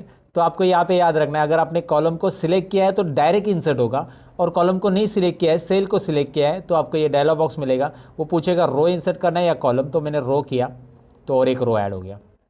तो आप ऐसे रो भी ऐड कर सकते हैं, कॉलम भी ऐड कर सकते हैं। और फिलहाल अगर मुझे इस रो को डिलीट करना है, जैसे मैंने इसे अंडू कर दिया अभी, लेकिन दोबारा कंट्रोल वाई करके रिडू किया और मैं इसे डिलीट करना चाहता हूँ, तो मैं इसके ऊपर ऐसा क्लिक करूँगा, इस रो को सिलेक्ट करूँगा और कंट्रोल माइनस करूँगा तो ये पूरा डिलीट हो जाएगा। लेकिन मैंने सिलेक्ट नहीं किया है, कर्सर यहाँ पे कहीं पे भी है, कंट्रोल माइनस किया तो वो पूछेगा कि आपको रो डिलीट करना है या कॉलम डिलीट करना है। तो हम यहाँ पे एंटायर रो सिलेक्ट करेंगे और एंटायर रो सिलेक्ट करके ओके करेंगे। आपको दिखाई दे रहा है रो डिलीट हो गया। कंट्रोल प्लस ऐड होगा, कंट्रोल माइनस डिलीट होगा। अगर आपने रो सिलेक्ट करके रखा है तो रो ऐड होगा, और आपने कॉलम सेलेक्ट किया है तो कॉलम ऐड होगा कंट्रोल प्लस से, और रो सिलेक्ट करके रखा है कंट्रोल माइनस किया तो रो डिलीट होगा, और कॉलम सिलेक्ट करके रखा है और कंट्रोल माइनस किया तो कॉलम डिलीट होगा। ये शॉर्टकट की याद रखना है। वैसे उसके लिए alt I C insert column ये एक शॉर्टकट की बनती है, और alt I R insert row ये भी एक शॉर्टकट की बनती है, जो कि मैंने आपको बता दिया। अभी आप डिसाइड कर लो आपको कौन सी शॉर्टकट की यूज़ करनी है, अल्ट आई सी करनी है, अल्ट आई आर करना है, व्हाटएवर, या कंट्रोल प्लस माइनस करना है। ये तो हमने देख लिया कि रो और कॉलम कैसे इंसर्ट करते हैं। कहीं पे भी आपको 2-4 कॉलम इंसर्ट करने हैं, आपको लगा कि यार यहाँ पे 5 कॉलम इंसर्ट करने, तो उसके आगे के 5 कॉलम सेलेक्ट कीजिए और कंट्रोल प्लस कीजिए, 5 कॉलम आपको मिलने वाले हैं ना। इंटरेस्टिंग, ये डेटा एंट्री के लिए याद रखिए दोस्तों, डेटा एंट्री में ये सारी चीज़ें यूज़ होती है।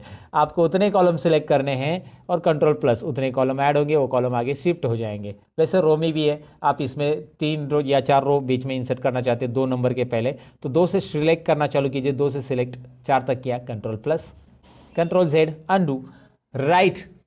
तो यहाँ पे आपको ये सारी चीज़ें समझ में आए कि कंट्रोल प्लस माइनस से कैसे रो इंसर्ट होता है। मैंने दरअसल ये रो इंसर्ट क्यों किया है, मुझे यहाँ पे टाइटल देना है, तो यहाँ पे स्टूडेंट रिकॉर्ड करके ये टाइटल है, तो मैंने स्टूडेंट रिकॉर्ड लिखा है। अब मैं इसे सिलेक्ट करूँगा यहाँ से यहाँ तक, जो कि आपको दिख रहा है। क्यों यहाँ से यहाँ तक सिलेक्ट करूँगा, ए से लेकर एम तक इसलिए सिलेक्ट करना है क्योंकि एम तक मेरा डेटा है, और इतना ही सिलेक्ट करना है, ऐसा पूरा रो नहीं सिलेक्ट करना है। बहुत सारे लोग गलती करते हैं, पूरे रो को सिलेक्ट कर लेते हैं। आपको पूरा रो नहीं करना है, मुझे ए से एम तक सेल तक मतलब ये सिलेक्ट करना है। इससे करूँगा क्या मैं आगे, क्योंकि ये टाइटल मुझे सेंटर में चाहिए, तो मैं यहाँ पे एक ऑप्शन रहता है जो कि होम टैब में होता है, मर्ज एंड सेंटर, इसे यूज़ करूँगा। मर्ज एंड सेंटर, ये डेटा मर्ज एंड सेंटर हो जाएगा। मर्ज एंड सेंटर में आपको दिखाई दे रहा है ये डेटा सेंटर में आ चुका है। अब इसे फॉर्मेटिंग भी हम कर सकते हैं। चलिए सबसे पहले मैं इसको ऐसा सेलेक्ट कर लेता हूँ और सबको ऑल बॉर्डर्स कर देता हूँ। ऑल बॉर्डर्स यहाँ पे आपको मिल जाता है, देखिए बॉर्डर्स बहुत अलग अलग टाइप के हैं, मैंने ऑल बॉर्डर्स किया है फिलहाल, तो ऑल बॉर्डर्स में ये सेल दिखाई दे रहा है। ये ऑल बॉर्डर्स करना क्यों ज़रूरी होता है, अगर आप ऑल बॉर्डर नहीं करेंगे तो भी डेटा रहेगा, लेकिन जब आप कंट्रोल पी करोगे प्रिंटिंग के लिए तो ये ध्यान में रखिए, मैंने ये बॉर्डर किया है उतना ही डेटा दिखाई दे रहा है, मतलब डेटा दिख रहा है और बॉर्डर के साथ दिख रहा है। अगर मैं बॉर्डर नहीं करता, मैं अंडू कर देता हूँ, control Z undo, control P, now look at here, data तो है लेकिन उसके लाइंस नहीं आ रही, क्योंकि ये जो लाइंस होती है ये ग्रिड लाइंस होती है दोस्तों, और ये ग्रिड लाइंस बस यहाँ पे कैलकुलेशंस के लिए आपको डिस्प्ले होगी। प्रिंटिंग के लिए आपको ऑल बॉर्डर्स यहाँ पे रखना चाहिए। वैसे प्रिंटिंग के टिप्स भी मैं इसी ट्यूटोरियल में बताने वाला हूँ। अब प्रिंटिंग में क्या टिप्स रहेंगे मैं आपको यहाँ पे सिंपली दिखा देता हूँ। यहाँ पे आप देखेंगे कि परसेंटेज तो कॉलम तक ही आ रहा है, आगे के 2 कॉलम आ ही नहीं रहे, रिजल्ट और ग्रेड, जो कि हमने अभी निकाला नहीं वैसे, लेकिन यहाँ पे आप देख सकते हैं कि रिजल्ट और ग्रेड ये कॉलम के बाहर जा रहे हैं, एक छोटी सी डॉटेड लाइन दिख रही है। जब आप कंट्रोल पी करोगे तो ये डॉटेड लाइन यहाँ पे अपेयर हो जाती है और प्रीव्यू आपको पता चलता है कि इसके इधर लेफ्ट साइड के जितने कॉलम है वही आने वाले, ये दोनों नहीं आने वाले। तो इसको कैसे फिट करेंगे आगे, आगे है दोस्तों, बने रहिएगा। फिलहाल तो आपको यहाँ पे पता चला कि टाइटल कैसे ऐड किया मैंने, और इसको चाहिए तो आप फिल कलर दे सकते हैं, you can fill the colour like this. और या फिर आपको नहीं लगता है कि यार ये फिल कलर एक एक को क्यों दे दे, तो इसको सिलेक्ट कीजिए और यहाँ पे आपको स्टाइल्स ऑप्शन मिल रहा है, जहाँ से आप डिफरेंट स्टाइल्स अप्लाई कर सकते हैं सेल के ऊपर। डायरेक्टली यहाँ पे स्टाइल अप्लाई हो रहा है, आप डायरेक्ट जो चाहिए वो स्टाइल अप्लाई कीजिए। लेकिन मैं रिकमेंडेशन करूँगा कि स्टाइल वगैरह अप्लाई करने से आप इसे टेबल में कन्वर्ट कीजिए। टेबल में कन्वर्ट कैसे करना है, तो यहाँ पे स्टाइल्स तो आप अप्लाई कर सकते हैं, लेकिन मैं आपको बताऊं कि इस डेटा को, ये टाइटल छोड़ दो, ये तो हमारा मर्जन सेंटर टाइटल है, इस डेटा को हम टेबल में कन्वर्ट कर सकते हैं। टेबल में कन्वर्ट करने के लिए यहाँ पे आपको दो ऑप्शंस रहते हैं, एक तो फॉर्मेट एज ए टेबल में से आप टेबल में कन्वर्ट कर सकते हैं, या फिर इंसर्ट में से यहाँ पे आता है टेबल ऑप्शंस। अब इस टेबल में कन्वर्ट करने के बेनिफिट होते हैं कि इस टेबल को नाम असाइन होता है, और यहाँ पे फॉर्मूला जो भी हम एक बार देंगे वो बार बार देने की जरूरत नहीं। मैं आपको दिखाता हूँ क्या होगा टेबल में कन्वर्ट करने का बेनिफिट। चलिए प्रैक्टिकली देखते हैं। फॉर्मेट एज अ टेबल में जाते हैं, यहाँ पे जो भी डिज़ाइन आपको पसंद है यहाँ से आप डिज़ाइन पिक करिए। आपको लगा ये डिज़ाइन पसंद है, वो पूछ रहा है कि where is the data for your table, and नीचे आपको एक ऑप्शन भी पूछ रहा है my table has a headers. तो मैंने ऑलरेडी उसे चेक किया है कि मेरे टेबल को हेडर है, ऑलरेडी हेडर है ना, मैंने लिखा है सीरियल नंबर नेम, और मैंने यहाँ पे ये जो है मेन सेंटर हेडिंग वो नहीं लिया, याद रखिए वो लेने की ज़रूरत नहीं टेबल कन्वर्ट करते समय।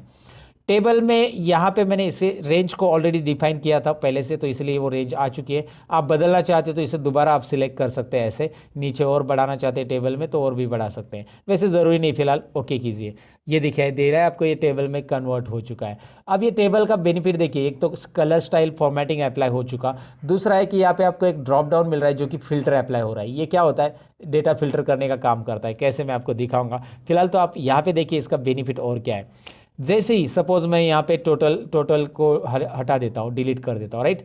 अब मैं यहाँ पे अल्ट इज इक्वल टू, ये एक फॉर्मूला लगाता हूँ जो कि आपको पता है, अल्ट इज इक्वल टू, और ये फॉर्मूला ऑटोमेटिक टेबल 2 में सब्जेक्ट 1 टू सब्जेक्ट 3 बता रहा है, ऑटोमेटिक वो बताएगा, वो उसके हिसाब से फॉर्मूला टेबल के हिसाब से एंटर करना है। एंटर करने के बाद आपको यहाँ पे ड्रैग करने की ज़रूरत नहीं पड़ेगी, राइट। सिंपल है ना, ड्रैग करने की बिल्कुल ज़रूरत नहीं। अच्छा एक और चीज़, आप यहाँ पे 6 नंबर ऐड करोगे ना तो टेबल में ऑटोमेटिक ऐड हो जाएगा वो, और आगे के फॉर्मूलाज जो है ना वो आपको फिर से देने की ज़रूरत नहीं है, यहाँ पे पूरे फॉर्मूलाज ऑटोमेटिक आएंगे। बस आपको टाइप करने हैं उनके मार्क्स, नाम भी टाइप करना है। फिलहाल मैंने नाम नहीं लिया, लेकिन मैं यहाँ पे कुछ मार्क्स टाइप कर देता हूँ। जैसे यहाँ पे मार्क्स टाइप करा तो आगे उसके फॉर्मूलाज बनते आपको दिखाई दे रहा है। ये टेबल का बेनिफिट होता है, डेटा ऑटोमेटिकली, यहाँ पे फॉर्मूलाज वगैरह दोबारा देने की ज़रूरत नहीं है। इतना ही नहीं, टेबल के वैसे बहुत सारे बेनिफिट्स हैं। फिलहाल तो आपको मैंने बताया कि टेबल आपको फॉर्मेटिंग देता है रेडीमेड कैसे, और ये आपको यहाँ पे समझ में आया होगा। तो टेबल को अगर रिमूव करना है, बहुत सारे लोगों का ये सवाल भी रहता है कि टेबल मैंने अप्लाई किया, अभी मुझे नहीं चाहिए टेबल, ये फॉर्मेटिंग नहीं चाहिए, तो आप टेबल को रिमूव भी कर सकते हैं। इसके लिए आपको टेबल के लिए यहाँ पे एक टैब आता है, जब आप टेबल इंसर्ट करते हो तो एक डिज़ाइन टैब आता है। डिज़ाइन टैब में यहाँ पे एक ऑप्शन रहता है convert to range, convert to range. तो कन्वर्ट टू रेंज पे आप क्लिक कीजिए, और do you want to convert this table into the normal range, yes, ये हमें नॉर्मल रेंज में कन्वर्ट करना है, हमें नहीं चाहिए टेबल में, तो उसका फिल्टर हट जाएगा लेकिन फॉर्मेटिंग नहीं हटेगा। अब आपकी बारी है कि फॉर्मेटिंग भी हटाना है, आपको डेटा नहीं हटाना है, बस फॉर्मेटिंग हटाना है। तो मैं आपको बताऊं कि यहाँ पे एक होम टैब के अंदर क्लियर ऑल भी है, क्लियर फॉर्मेट्स भी है, क्लियर कंटेंट भी है, क्लियर कमेंट है, हाइपरलिंक है। फिलहाल हमारी जो रिक्वायरमेंट है वो है क्लियर फॉर्मेट्स, तो कीजिए ना क्लियर फॉर्मेट। देखिए फॉर्मेट में सब जाएगा, कंडीशनल फॉर्मेटिंग एवरीथिंग, लाइक आपका डेटा रहेगा बस यहाँ पे, राइट। तो आपको टेबल कैसे अप्लाई करना है, कैसे रिमूव करना है, वो आपको यहाँ पे समझ में आया होगा। अब हमें टेबल में जो आया था फिल्टर, वो कैसे अप्लाई करना है वो सीखना है, और साथ में सॉर्ट भी सीखना है। फिल्टर और सॉर्ट सीखेंगे उसके बाद ही हम यहाँ पे रिजल्ट का कैलकुलेशन करेंगे। फिलहाल ये रिजल्ट ऐसे रहने दीजिए, ये जो टाइप किया है मैंने। अब फिल्टर और सॉर्ट कैसे करेंगे, पहले इसे चलिए मैं कंट्रोल ए करता हूँ, अल्ट एच बी ए करता हूँ, अल्ट एच बी ए, क्या किया मैंने, अल्ट एच बी ए दिखाता हूँ। कंट्रोल ए मतलब सिलेक्ट ऑल, अल्ट प्रेस किया, होम टैब के लिए एच प्रेस किया, बी फॉर बॉर्डर्स, यहाँ पे देखिए बी फॉर बॉर्डर्स, ज़रा जूम करके देख लीजिए, बी फॉर बॉर्डर्स और A for all borders, right, alt H B A. ये शॉर्टकट कीज यूज़ करना सीखिएगा दोस्तों। तो अब आप यहाँ पे क्या करेंगे हम, फॉर्मेटिंग मैंने नहीं रखा है, मैं फिल्टर अप्लाई करना सबसे पहले बताऊंगा आपको। फिल्टर कैसे अप्लाई होता है, शॉर्टकट की Alt+A+T, फिल्टर अप्लाई हो गया, जो कि टेबल हमने इंसर्ट किया था तभी फिल्टर आया था, राइट। सो Alt+A+T से यहाँ पे फिल्टर अप्लाई होता है, Alt+A+T दोबारा फिल्टर रिमूव करने के लिए, Alt+A+T apply, Alt+A+T remove, right. सो Alt+A+T से होता है, या डेटा में यहाँ पे आपको ऊपर फिल्टर ऑप्शन दिखाई दे रहा है, डेटा में फिल्टर ऑप्शन पे क्लिक कीजिए, आपको फिल्टर मिल जाता है, remove filter. Okay, home tab में भी फिल्टर है, हाँ दोस्तों, यहाँ पे देखिए होम टैब में राइट कॉर्नर में आपको सॉर्ट और फिल्टर ऑप्शन दिखाई देता है, जिसमें नीचे फिल्टर ऑप्शन दिखाई दे रहा है, जिस पे क्लिक करके आप यहाँ पे फिल्टर ले सकते हैं। तो आप फिल्टर सीख रहे हैं, डेटा के अंदर फिल्टर कैसे अप्लाई करना है ये तो देखा, लेकिन फिल्टर काम कैसे करेगा, यहाँ पे देखिए नेम ऑफ स्टूडेंट में आप चाहते हैं कि मुझे ए और बी का रिकॉर्ड दिखे, तो मैंने उस ड्रॉप डाउन पे फिल्टर का जो ड्रॉप डाउन एरो आता है नीचे डाउन एरो, उस पर क्लिक किया और यहाँ पे बी और सी का, मतलब जो भी स्टूडेंट का देखना चाहते हैं, अनचेक किया सबको, और बी और सी का रिकॉर्ड चेक कर दिया। अब सबको अनचेक किया, बी और सी को चेक किया, तो बी और सी का रिकॉर्ड आपको दिखाई देगा। सिंपल है ना, बहुत सिंपल है, आपको बस यहाँ पे सिलेक्ट ऑल करना है, तो सिलेक्ट ऑल, सभी का रिकॉर्ड आएगा, आप यहाँ पे क्लिक कीजिए और जो रिकॉर्ड आपको चाहिए यहाँ से आप रख सकते हैं। चलिए एक काम कर देते हैं, हम यहाँ पे कुछ नाम मैं लिखता हूँ, तो यहाँ पे मैंने कुछ नाम लिखे और नाम के अकॉर्डिंग मैं फिल्टर करना चाहता हूँ। यहाँ पे है टेक्स्ट फिल्टर्स, नाम के अकॉर्डिंग फिल्टर करने के लिए। टेक्स्ट फिल्टर्स में क्या करना है आपको, देखिए इक्वल टू है, डज नॉट इक्वल टू है, बिगिंस विथ है, एंड्स विथ है, कंटेंट्स विथ है। तो इस फिल्टर को डिटेल में जान लेते हैं। चलिए सबसे पहले मैं इक्वल लेता हूँ, इक्वल लूंगा तो मैं यहाँ पे, तो इक्वल टू में सबसे पहले मैं यहाँ पे नाम टाइप करूंगा अजय वर्मा। अजय वर्मा जो है वो यहाँ पे फिल्टर होके आएगा, मतलब अजय वर्मा ही रहेगा, बाकी सब गायब। यहाँ पे आपको ऑप्शन आएगा फिल्टर के अंदर, clear filter from name of student, तो क्लियर कीजिए फिल्टर को। और आप अगर आगे चाहते हैं, जैसे यहाँ पे डज नॉट इक्वल टू, तो वो नाम लिखा तो उसको छोड़ के बाकी के सब आ जाएंगे, राइट। बिगिंस विथ लेते, चलिए begins with A, begins with A मतलब ए नाम के आ रहे हैं सभी, ए नाम से जिनका शुरुआत हो रहा है वो सभी आ रहे हैं, सो क्लियर फिल्टर। अगर आप, मैं यहाँ पे देखना चाहता हूँ बिगिंस विथ आर, तो आर आ जाएगा जो भी है। एंड्स विथ चाहिए, एंड्स विथ ए, तो यहाँ पे ए नाम से एंड होने वाले देखिए कौन कौन है, 3 लोग हैं, राइट। सो आपको ये फिल्टर कैसे काम कर रहा है डेफिनेटली समझ में आ रहा होगा कि यहाँ पे begins with, and with, contents with. अब कंटेंट्स विथ में जैसे शर्मा नाम के 2 लोग हैं, तो जितने भी शर्मा नाम के लोग हैं, शर्मा सभी के सभी आ जाएंगे। चलिए हाजिर हो शर्मा, हाजिर हो गए। ओके, सो कैसे किया मैंने समझ में आएगा आपको, मतलब एक्सेल ने सब दिया है रेडीमेड, मैंने बस वहाँ पे टाइप किया और आ गया। Does not contains, Sharma sir name की नहीं दिखनी चाहिए, तो शर्मा टाइप कीजिए, बाकी सब आ जाएंगे। शर्मा को गायब कर दीजिएगा, शर्मा जी गए, सभी शर्मा जी गए, बस अभी वर्मा जी है, काले जी है, बाकी सब जी है, सब्जी मीन्स सब्जी, सब लोग है जी। ओके, तो यहाँ पे आपको ये समझ में आया होगा कि भाई फिल्टर काम कर रहा है टेक्स्ट के ऊपर, वैसे नंबर के ऊपर करता है क्या, ज़रूर करेगा। नंबर्स के ऊपर आप यहाँ पे अनचेक चेक कर सकते हैं। साथ में नंबर फिल्टर में भी वही चीज़ें जो कंडीशनल फॉर्मेटिंग में हमने देखी थी कि मुझे लेस देन ये वाले नंबर चाहिए, वो वाले चाहिए, ग्रेटर देन वाले चाहिए, टॉप 10 चाहिए, तो मैं लेस देन यहाँ पे लेता हूँ। और यहाँ पे कैसे कि लेस देन मुझे 150 के नीचे वाले लोग चाहिए। चलिए 150 के नीचे वाले ये है, इनके मार्क्स सबसे कम है, तो ये मैंने आपको यहाँ पे दिखाया। 150 के नीचे वाले कैसे करना है, मैंने अंडू किया, फिल्टर हटाने के लिए अंडू भी कर सकते हैं यहाँ पे, क्योंकि अभी अभी अप्लाई किया है। तो सो यहाँ पे less than, equal to, between, ये सारी चीज़ें आपको एक बार ज़रूर ट्राई करनी चाहिए। आप एक्सेल बिगिनर्स हो तो इसकी प्रैक्टिस आपको ज़रूर करनी चाहिए फिल्टर की। वैसे ही आप यहाँ पे रिजल्ट के लिए भी कर सकते हैं। यहाँ पे छोटी मोटी चीज़ें हैं जैसे पास और फेल, तो आपको पास वाले देखने हैं, फेल वाले नहीं, तो पास वाले दिखाओ, फेल वाले देखने, पास वाले नहीं, तो वो आप करो, जो आपको यहाँ पे मर्जी है वो फिल्टर के साथ कर सकते हैं। फिल्टर रिमूव करने के लिए Alt+A+T शॉर्टकट की है, हटा दो, Alt+A+T दोबारा प्रेस करो, फिल्टर अप्लाई हो जाएगा। सो इस तरह से हमने फिल्टर को जान लिया। अब फिल्टर के बाद बारी है सॉर्ट की। अब सॉर्ट होता क्या है दोस्तों, सॉर्ट यानी कि डेटा को असेंडिंग और डिसेंडिंग ऑर्डर में लाना। तो अब असेंडिंग और डिसेंडिंग ऑर्डर में क्या जरूरत पड़ सकती है, जैसे यहाँ पे दिखाई दे रहा है name of student, ABCD wise मुझे लगाना है, तो यहाँ पे डेटा के अंदर ही आपको सॉर्ट मिलता है, या होम टैब में भी सॉर्ट मिलता है। A to Z या Z to A लगाना, यानी कि सॉर्टिंग करना, असेंडिंग ऑर्डर में A to Z, और Z to A मतलब डिसेंडिंग। तो चलिए मैं A to Z करता हूँ। अजय वर्मा के बाद A नाम के ही लोग आने चाहिए पहले, फिर B नाम के, फिर C नाम के, A to Z। तो जैसे मैं सॉर्ट के लिए क्लिक करूंगा, बस अजय कॉलम को सिलेक्ट किया है मैंने, ये डेटा ही, और सॉर्ट के लिए क्लिक करूंगा तो एक्सेल एक वार्निंग दे रहा है आपको। ये वार्निंग डायलॉग बॉक्स में ये बता रहा है कि आपने जो डेटा सिलेक्ट किया है उसके आगे भी डेटा है, अगर आप उसे सिलेक्ट नहीं करते हो तो वो डेटा सॉर्ट नहीं होगा। मतलब अजय वर्मा के मार्क्स 35, 50 और 100 है, अगर आपने उसे सिलेक्ट नहीं किया तो किसी और को मिल जाएंगे। अगर आपने कंटिन्यू विथ सिलेक्शन किया तो कंटिन्यू विथ करंट सिलेक्शन। जी हाँ, अजय शर्मा वर्मा के मार्क्स सपोज आकाश काले ऊपर आ गया तो आकाश काले को मार्क्स मिल जाएंगे। सिंपल है ना। या जो भी ऊपर आएगा विनोद वर्मा, ये आगे पीछे होने वाले हैं। तो कंटिन्यू विथ करंट सिलेक्शन आप तभी कीजिएगा जब आपको उसी कॉलम को सॉर्ट करना है।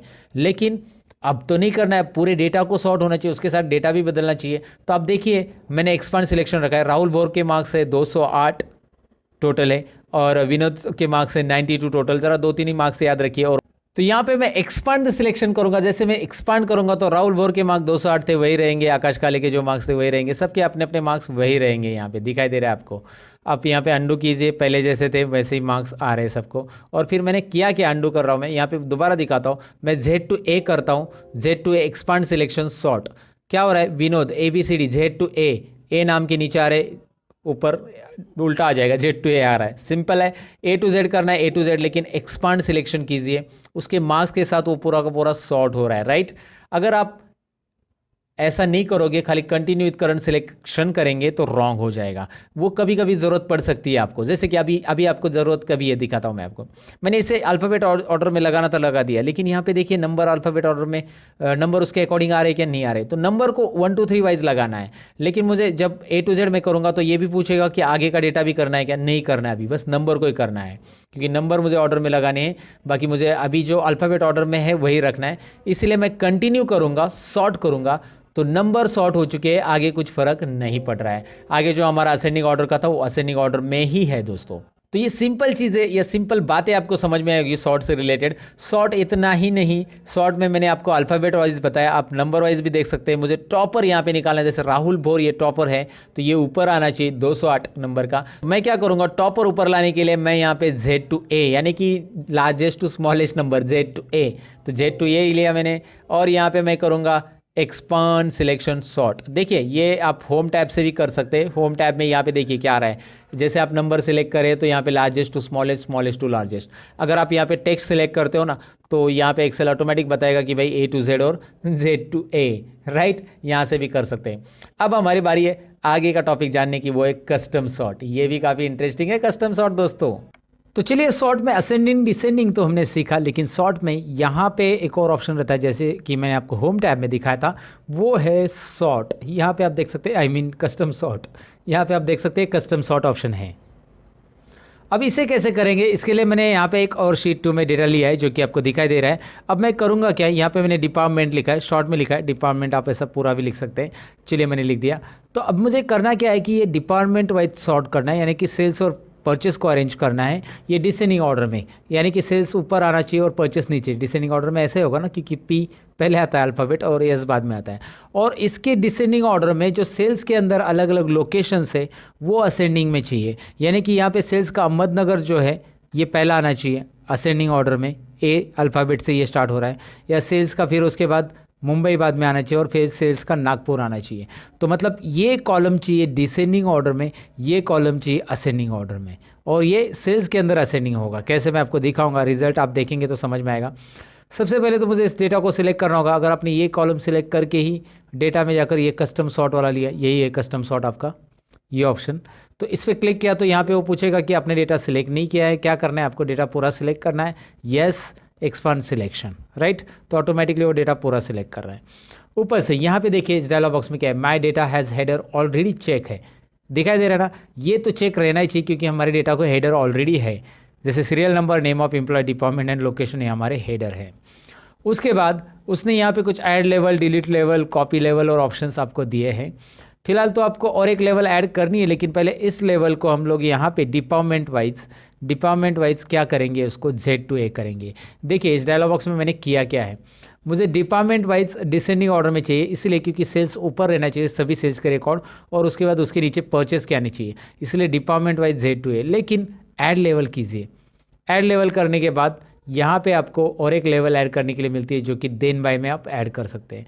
करना क्या है इस देन बाय में, आपको लोकेशन A to Z चाहिए। लोकेशन कैसा चाहिए, A to Z, मतलब पहले डिपार्टमेंट सॉर्ट होगा और उसके अंदर हर एक डिपार्टमेंट के लोकेशंस असेंडिंग ऑर्डर में आएंगे। कैसे, ज़रा रिजल्ट देखते हैं। ओके कीजिए। अब आपको दिख रहा है डिपार्टमेंट डिसेंडिंग ऑर्डर में सॉर्ट हो रहा है, सेल्स पहले आ चुका है और परचेस। लेकिन उस हर एक डिपार्टमेंट के ग्रुप में देखिए यहाँ पे उस डिपार्टमेंट के अंदर जितने भी लोकेशन आ रहे हैं वो असेंडिंग में है। जैसे अहमदनगर सबसे ऊपर आ रहा है, फिर मुंबई आ रहा है, फिर एन, है ना, अल्फ़ाबेट वाइज में। यहाँ पे भी देखिए परचेस में अहमदनगर, फिर पुणे और शिरूर, ए देन पी और यस अल्फ़ाबेट। तो ये इस ग्रुप के अंदर, परचेस ग्रुप के अंदर ये असेंडिंग ऑर्डर में आ चुका है। तो देन बाय क्या काम कर रहा है ये आपको यहाँ पे समझ में होगा। करना क्या है देन बाय के लिए, बस सबको सिलेक्ट करो, सॉर्ट करो और यहाँ पे आपको मिल रहा है। नहीं चाहिए तो यहाँ से लेवल आप डिलीट कर सकते हैं, या फिर इसी का और कॉपी लेवल वगैरह, इसी का कॉपी आ जाएगा दूसरा लेवल, और फिर यहाँ पे कुछ और चेंज करना है तो आप कर सकते हैं।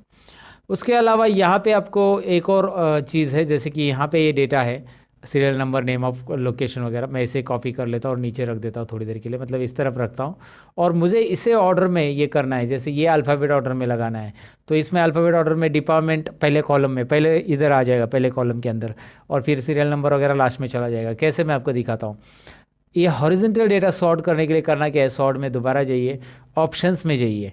ऑप्शंस में देखिए यहाँ पे ऑप्शन आ रहा है आपको सॉर्ट लेफ्ट टू राइट, और ऊपर केस सेंसिटिव भी है, मतलब अल्फ़ाबेट कैपिटल वाले पहले होंगे फिर स्मॉल वाले बाद में आएंगे, केस सेंसिटिव रखेंगे तो वो आपके ऊपर है, केस सेंसिटिव रखना है नहीं रखना है। सॉर्ट करते हैं लेफ्ट टू राइट, और उसके बाद ओके करते हैं। यहाँ पे मैंने कॉलम रो ही नहीं सिलेक्ट किया, रो नंबर 9 में डेटा है या 10 में डेटा है हमारा, रो नंबर 10 में डेटा है, यहाँ पे रो सिलेक्ट करना पड़ेगा हमें, ए टू जेड। 10 में ए टू जेड हो रहा है, डिपार्टमेंट, लोकेशन, नेम ऑफ सिर दिखाई दे रहा है आपको। तो आपको हॉरिजॉन्टल डेटा सॉर्ट करना है तो आपको कस्टम सॉर्ट के अंदर यहाँ पे ऑप्शन दिया गया है, राइट। और कैपिटल स्मॉल, पहले कैपिटल वाले चाहिए सब, तो कैपिटल स्मॉल का भी यहाँ पे केस सिलेक्ट कर सकते हैं। केस सेंसिटिव भी सॉर्ट यहाँ पे होता है दोस्तों। तो आपको सॉर्ट यहाँ पे डेफिनेटली समझ में होगा, सॉर्ट कैसे करना है, सॉर्ट में असेंडिंग, डिसेंडिंग और कस्टम सॉर्ट होता क्या है, सारी चीज़ें मैंने यहाँ पे एक्सप्लेन की है।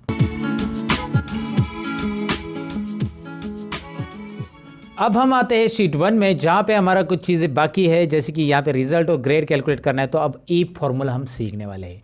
ईप किस तरह से रिजल्ट के लिए काम करता है और ईप फॉर्मूला कैसे काम करता है ओवरऑल एक्सेल में, आज इस टॉपिक में आपको क्लियर हो जाएगा। चलिए ईप सेक्शन में करते क्या है।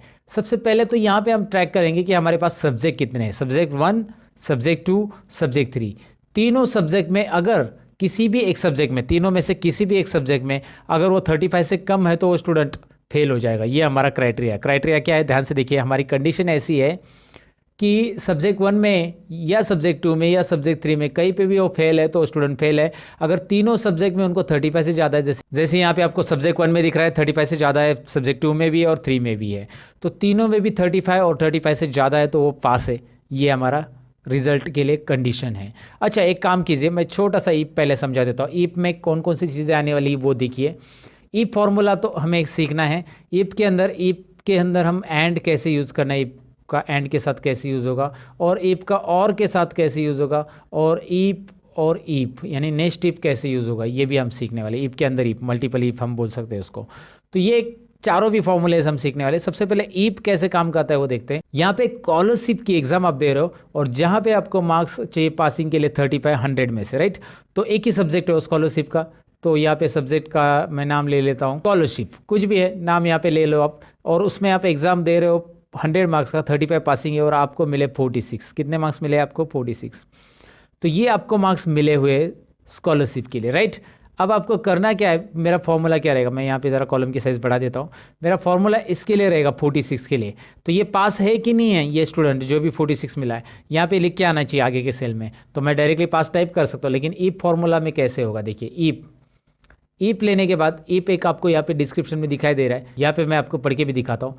Checks whether a condition is met and returns one value if true and another value if false. तो ईप यहाँ पे मैंने सिलेक्ट किया है। अगर आपकी कंडीशन मिलती है तो पहला आंसर जो होगा कंडीशन के अकॉर्डिंग ट्रू रहेगा, और नहीं तो दूसरा आंसर फॉल्स। अगर कंडीशन नहीं मिल रही तो वो आंसर हम दूसरा देंगे। तो ईप आपको 2 आंसर अलाउ करता है। चलिए ईप और टैब बटन प्रेस कीजिए। यहाँ पे देखिए पहले पूछ रहा है वो कंडीशन यानी लॉजिक टेस्ट, आप टेस्ट दीजिए। फिर उसके बाद वो टेस्ट में मतलब जो भी लॉजिक टेस्ट आपने दिए वो ट्रू है तो पहला आंसर दिखाइए, नहीं तो दूसरा आंसर। तो करना क्या है देखिए, मेरा टेस्ट क्या है, यहाँ पे मैं सिलेक्ट कर रहा हूँ किसको, I2 को, I12 को, सॉरी I12 में है 46। If I12 cell is greater than equal to 35, मतलब 35 और उससे ज़्यादा है तो I12 सेल में 35 और उससे ज़्यादा है तो ये हमारी कंडीशन है। कंडीशन देते समय आप ये ऑपरेटर्स यूज़ कर सकते हैं, greater than equal to, less than equal to वगैरह। अगर ज़्यादा है तो क्या होगा, कोमा। पहला आंसर ये रहेगा पास। देखो डबल इन्वर्टेड कोमा में आपको लिखना है, ईफ के अंदर जो भी टेक्स्ट आप लिखते हो वो डबल इन्वर्टेड कोमा में आ जाएगा। कोमा देके अगर आप कोमा देते हो ना तो नीचे देखो क्या हो रहा है, वैल्यू फॉल्स बोल्ड हो रहा है। ध्यान से देखिए मैं क्या कर रहा हूँ, पहला मैंने लॉजिक टेस्ट दिया, कोमा किया, कोमा करने के बाद आप जैसे कोमा करोगे नीचे बोल्ड में दिख रहा है आपको वैल्यू ऑफ ट्रू। अभी वैल्यू ऑफ ट्रू वाला डालो आप, आपकी कंडीशन आपने डाल दी। अगर ये कंडीशन सेटिस्फाई है, 35 से ज़्यादा मार्क्स है तो क्या लिख के आना चाहिए, वैल्यू ऑफ ट्रू का मतलब होता है कोमा। अगर 35 से कम है तो क्या लिखना चाहिए आपको, वैल्यू ऑफ फॉल्स। अगर 35 से कम नहीं है, वो एक्सप्रेशन गलत है आपने जो दिया हुआ, 35 से कम है सॉरी, तो आपको मिलेगा वहाँ पे फेल स्टूडेंट, आपको यहाँ पे लिख के आना चाहिए फेल। तो आपको डबल इन्वर्टेड कोमा में ये लिखना है, डबल इन्वर्टेड कोमा नहीं बोलना है दोस्तों, डबल इन्वर्टेड कोमा, राइट। तो यहाँ पे मैंने दे दिया और यहाँ पे एंटर बटन प्रेस करना है। यहाँ पे भूलना नहीं है कि मैंने टाइप कैसे किया, ज़रा ध्यान से देखेंगे अभी क्या हो रहा है, ये पास हो रहा है। और यहाँ पे 34 करके देखिए फेल। ऑफकोर्स 35 के लिए पास होगा क्योंकि ग्रेटर देन इक्वल टू रखा है मैंने 35 को इंक्लूड करके। 35 है फिर भी पास है, 35 से ज़्यादा है फिर भी पास है, 35 से कम जाते हैं 31 32 कुछ भी डालो फेल आ जाएगा। तो इफ कंडीशन यहाँ पे आपको काम कैसे कर रहा है समझ में आया होगा, एक सेल के अंदर, एक ही सेल के लिए मैंने दिया। तो इफ इस तरह से देते हैं दोस्तों, इफ कंडीशन आपको दो आंसर अलाउ करता है। अगर आपकी कंडीशन सही है यहाँ पे दी हुई तो पहला आंसर रिटर्न करेगा, नहीं तो अगर कंडीशन नहीं मिल रही है, 35 से कम है यहाँ पे और 35 से ज़्यादा अगर है तो पास, ज़्यादा नहीं है तो फेल, राइट। कंडीशन नहीं मिल रही है तो फेल, वैल्यू फॉल्स। तो इस तरह से मैंने आपको बताया कि यहाँ पे कैसे हम ई फॉर्मूला अप्लाई कर सकते हैं, डेफिनेटली आपको समझा होगा ये। अब ई फॉर्मूला यहाँ पे तो एक सब्जेक्ट नहीं, मेरे पास तीन सब्जेक्ट है, तो ऐसे अगर एक से ज़्यादा सब्जेक्ट है तो आपको एंड या फिर और यूज़ करना है। मैंने यहाँ पे और नहीं लिखा है, ऑफ लिखा, आपने देखा भी नहीं, ओके मुझे बताना ना, कम से कम यहाँ पे और लिखना था मुझे। तो यहाँ पे आपको मैं बता रहा हूँ और, राइट। तो यहाँ पे एक से ज़्यादा अगर सब्जेक्ट है तो इफ एंड और इफ और इन दोनों में से एक यूज़ कर सकते हैं। पहले मैं आपको इफ एंड की मदद से कैसे निकालना है ये रिजल्ट मैं दिखाता हूँ। Is equal to if open bracket. अब एंड क्यों यूज़ करना है, क्योंकि इफ आपको अलाउ करता है एक ही लॉजिक टेस्ट देने के लिए और एक ही यहाँ पे क्राइटेरिया दे सकते हैं। लेकिन अगर आप एंड यूज़ करते हो फॉर्मूला में तो आप लॉजिक 1, लॉजिक 2, लॉजिक 3, 4 ऐसे बहुत सारी लॉजिक दे सकते हैं। तो सबसे पहले यहाँ पे करेंगे क्या, सब्जेक्ट 1 की सेल यानी कि यहाँ पे आएगी C3 दिखाई दे रहा है आपको, ये C3 सेल हमारी रहेगी और C3 यहाँ पे आ चुका है सब्जेक्ट 1 की, क्योंकि उसे रिस्पेक्टिव में जो लेफ्ट साइड में सेल है वही हमने लिए है। दिखाई दे रहा है आपको C3 यहाँ पे आ चुका है। If C3 is greater than equal to 35, greater than equal to क्यों, क्योंकि हमें कंडीशन देना है एंड की तरह। मैं आपको समझाता हूँ एंड यूज़ करने के बाद आपको ग्रेटर दैन इक्वल टू ही क्यों लेना है, क्योंकि हम चेक करेंगे कि तीनों सब्जेक्ट में पास है तो ही पास देंगे, राइट। तो पहली कंडीशन दी हमने C3 is greater than equal to 35, comma again यहाँ पे सब्जेक्ट 2 कौन सा है, D3 है, D3 is greater than equal to 35। आप यहाँ पे लिख सकते हैं इस तरह से, या फिर कॉमा देने के बाद आप इस सेल को क्लिक भी कर सकते हैं। क्लिक कीजिए इस सेल के ऊपर, देखिए मैंने कॉमा दिया, इस सेल के ऊपर क्लिक किया, वो ऑटोमेटिकली आ चुका है। उसी के रिस्पेक्ट में जिस रो में आप यहाँ पे फॉर्मूला लिख रहे हो उसी के लेफ्ट साइड का जो सब्जेक्ट का सेल है उसे लेना है और इसमें भी ग्रेटर देन इक्वल टू 35 और ब्रैकेट क्लोज, ब्रैकेट एंड वाला क्लोज कर रहा हूँ मैं। देखिए यहाँ पे कलर दिख रहा है आपको एंड ब्रैकेट का और वही क्लोज कर रहा हूँ मैं। ज़रा इस कंडीशन को समझिए, मैं एक्सप्लेन करने की कोशिश कर रहा हूँ, आपको डेफिनेटली समझ में आएगा। यहाँ पे तीनों सब्जेक्ट की कंडीशन मैंने ली है, तीनों सब्जेक्ट में हमें मिलने चाहिए 35 से ज़्यादा मार्क्स। एंड दिया है ना, तो ये कोमा जो है बीच का वो रिप्रेजेंट कर रहा है एंड, यानी कि C3 is greater than equal to 35, comma यानी कि and D3 is greater than equal to 35 मतलब सब्जेक्ट 2 और A3 मतलब subject 3 it should be greater than equal to 35। तीनों में भी 35 से ज़्यादा रहेंगे या रहने चाहिए, रहेंगे तो क्या होगा कॉमा। अब कॉमा करेंगे जैसे हम इस ब्रैकेट के बाद तो वैल्यू ट्रू, तो क्या होगा अगर ये कंडीशन सेटिस्फाई तीनों में भी 35 से ज़्यादा है तो पास होगा डबल इन्वर्टेड कॉमा में, नहीं तो क्या होगा फेल होगा। मैंने यहाँ पे एंटर वगैरह नहीं प्रेस किया, टाइप के आगे वो ऑटोमेटिक नीचे आ जाएगा, आपको एंटर यहाँ पे प्रेस नहीं करना है, बिल्कुल कोई ज़रूरत नहीं फार्मूला में आपको कोई एंटर वगैरह ऐड करने की, बस टाइप करते जाइए, फार्मूला ऑटोमेटिक अपने आप नीचे आता है आगे अगर नहीं जा रहा है तो लॉजिक टेस्ट क्या है देखिए, तीनों सब्जेक्ट में ग्रेटर देन 35 है तो पास, नहीं तो फेल। एंड का कंडीशन यही काम कर रहा है, एंटर कीजिए, यहाँ पे रिजल्ट आपको मिल रहा है। Are you getting? Look at here, pass pass दोनों भी है क्योंकि तीनों सब्जेक्ट में 35 से ज़्यादा है। यहाँ पे तो ऑफकोर्स 100 ही है, और यहाँ पे देखेंगे तो 35 से कम है किसी ना किसी सब्जेक्ट में। ये तो तीनों सब्जेक्ट में फेल है, लगभग एक सब्जेक्ट में पास है यहाँ पे 35। और यहाँ पे देखिए ये पास होता है कि नहीं होता है, अभी दिखाता हूँ मैं आपको। हो गया पास, राइट। तो तीनों में आपको 35 या 35 से ज़्यादा मार्क्स है तो ही पास होगा, नहीं तो फेल बताएगा। ये हमारा एंड का कहना था।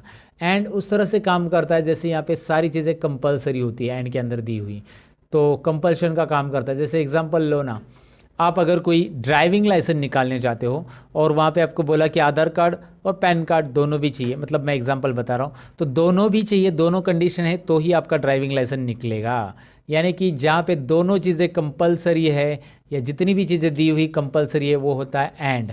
तो वो क्या बोलेंगे आपको, आपका ड्राइविंग लाइसेंस निकालना है आपको तो आधार कार्ड और पैन कार्ड, और बोलेंगे क्या बोलेंगे, और आधार कार्ड और पैन कार्ड, यानी and, right.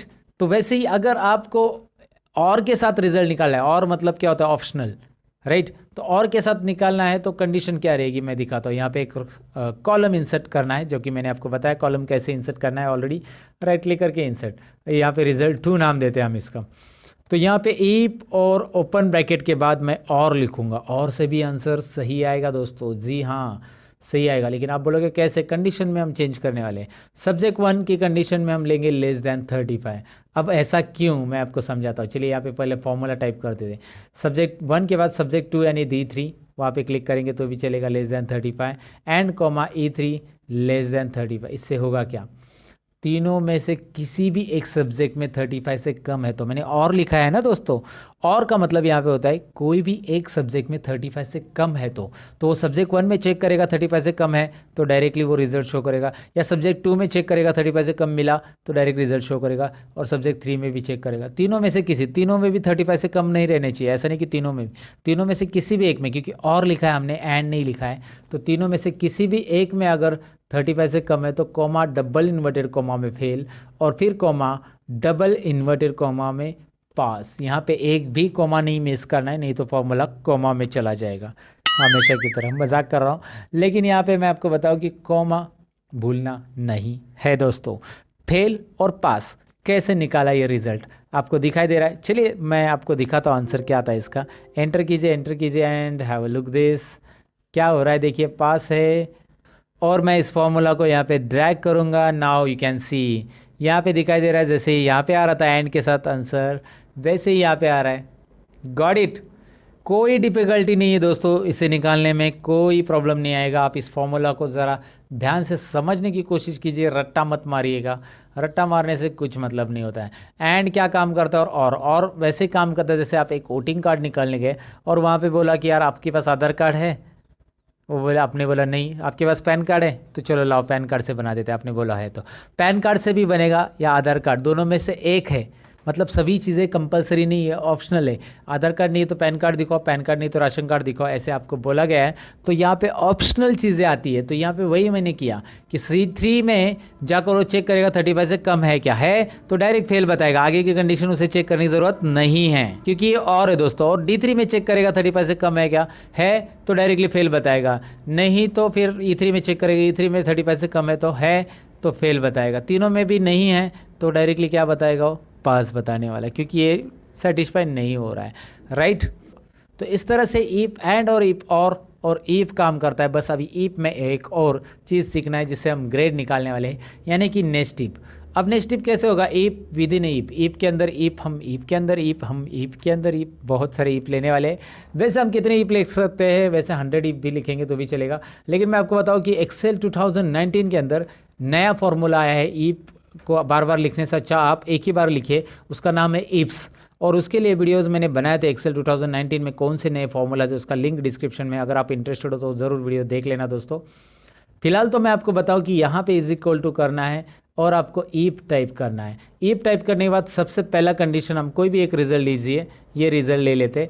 If result is equal to fail, अगर रिजल्ट में फेल है तो ग्रेड में भी फेल आएगा, ग्रेड में पास नहीं आएगा। If result is equal to fail then result अगर फेल है तो ग्रेड भी फेल है, ये समझ लेना। पहली कंडीशन हमने दे दी कि रिजल्ट फेल है तो ग्रेड फेल है। अगर रिजल्ट फेल नहीं है तो पास ट्रैक करने की ज़रूरत नहीं, ऑटोमेटिक फेल नहीं है तो कॉमा कीजिए, यानी कि यहाँ पे आपके पास ईप में दो आंसर रहते हैं, फेल है तो फेल, फेल नहीं है तो क्या आंसर आएगा, फेल नहीं है तो ईप ओपन ब्रैकेट, ईप ओपन ब्रैकेट के अंदर लॉजिक टेस्ट देंगे हम इस ग्रेड के लिए।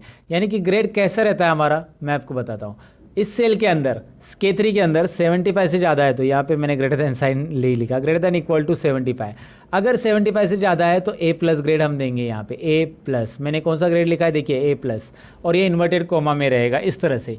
ध्यान से देखिए यहाँ पे कर क्या रहा हूँ मैं, अगर फेल है तो फेल होगा, नहीं तो फेल नहीं है तो K3 में चेक करेंगे कितने मार्क्स है। K3 में चेक करना है यहाँ पे 75 और उससे ज़्यादा है तो greater than equal to 75, then A plus grade आने वाला है। अब यहाँ पे एक बात याद रखिए कि मैंने डिसेंडिंग ऑर्डर ग्रेड लिया है, यानी कि सबसे हाईएस्ट ग्रेड पहले लिया है और यही करना है आपको ग्रेड के फॉर्मूला में। तो ग्रेड के फॉर्मूला में क्या करना है, पहले 75 चेक कीजिए, अगर 75 से ज़्यादा नहीं है तो अब कोमा दीजिए, कोमा देने के बाद दोबारा ईप आएगा, ईप ओपन ब्रैकेट, और हम K3 की दोबारा सेलेक्ट करेंगे, K3 greater than equal to, इस बार हम 60 चेक करेंगे, 60 है तो कौन सा ग्रेड देंगे, देखिए ध्यान से 60 है तो यहाँ पे हम A ग्रेड देंगे, लेकिन हमने एक ही आंसर दिया है वैल्यू इफ ट्रू वाला, वैल्यू इफ फॉल्स वाला आंसर हम यहाँ पे देंगे, दूसरा ईप लेंगे, वैल्यू इफ फॉल्स की जगह हम दूसरा ईप लेंगे, और यहाँ पे हम क्या लिखेंगे देखिए, फिर से लॉजिक टेस्ट K3, मतलब एक ईप के अंदर दूसरा ईप कैसे मैं कर रहा हूँ देखिए, K3 is greater than equal to 50, अगर 50 या 45 लेते हैं, 45 से ज़्यादा है तो C ग्रेड। तो पहला आंसर हमने जैसे लिखा C ग्रेड, इसका यहाँ पे दिख रहा है वैल्यू इफ ट्रू, पहला आंसर इस ईप का, लॉजिक टेस्ट ये है, और कॉमा, और जैसे दूसरा आंसर लिखना है और एक ईप ऐड करेंगे हम, if open bracket, K3 is greater than equal to 35 है तो कौन सा ग्रेड, यहाँ पे गलती कर दी मैंने, यहाँ पे होना चाहिए C ग्रेड और वहाँ पे होना चाहिए B ग्रेड, ये हमारी थोड़ी सी गलती होगी, यहाँ पे मिस्टेक हम यहाँ पे सुधार लेते हैं। चलिए, देर आए दुरुस्त है, राइट। तो यहाँ पे A प्लस A B और C ग्रेड मैंने लिखा। आप लगा यार इतना बड़ा फॉर्मूला, आप ऐसा सोचो मत बिल्कुल। ये फॉर्मूला क्या है मैं आपको बताता हूँ। ये फॉर्मूला रिपीट है, ये फॉर्मूला दिख रहा है यहाँ से यहाँ तक, यही कॉपी करके यहाँ पे फिर से रखा गया है, बस दिखाई दे रहा है। बस आपको चेंज करना है ग्रेड यहाँ पे, और ग्रेड और मार्क्स चेंज करने, कंडीशन चेंज करना है। बाकी यहाँ पे ब्रैकेट कितने क्लोज होंगे ये सब देखने की ज़रूरत नहीं है, चिंता करने की ज़रूरत नहीं है। एंटर कीजिए, एक्सेल ऑटोमेटिक ब्रैकेट क्लोज कर रहा है, यहाँ पे इस बॉक्स में दिख रहा है एक्सेल ऑटोमेटिकली ब्रैकेट यहाँ पे क्लोज कर रहा है। यस, तो यहाँ पे ब्रैकेट को यस करेंगे और आंसर आ रहा है। चलिए देखते हैं अकॉर्डिंग टू दैट परसेंटेज के हिसाब से, जो फेल है फेल के लिए फेल, और जो परसेंटेज यहाँ पे दिखाई दे रहे हैं उसके हिसाब से उसको मार्क्स आए हैं कि नहीं आए, आए हैं। इसे हम नेक्स्ट टिप बोलते हैं दोस्तों। इसकी ज़रा प्रैक्टिस आपको करनी ज़रूरी है, और जितनी रिपीट आप इसके प्रैक्टिस करोगे उतना ईप आप डीपली समझते जाओगे कि ईप के अंदर लॉजिक टेस्ट होता क्या है, पहला आंसर क्या होता है, दूसरा आंसर क्या होता है, नेक्स्ट टिप लिया कैसे गया है, यहाँ पे क्यों लिया गया है, ये सारी चीज़ें आपको समझ में आएगी। तो ज़रूर ईप का एक बार प्रैक्टिस कीजिए। हमारा ग्रेड तक हमारा हो गया है। अब नेक्स्ट पॉइंट की तरफ बढ़ते हैं।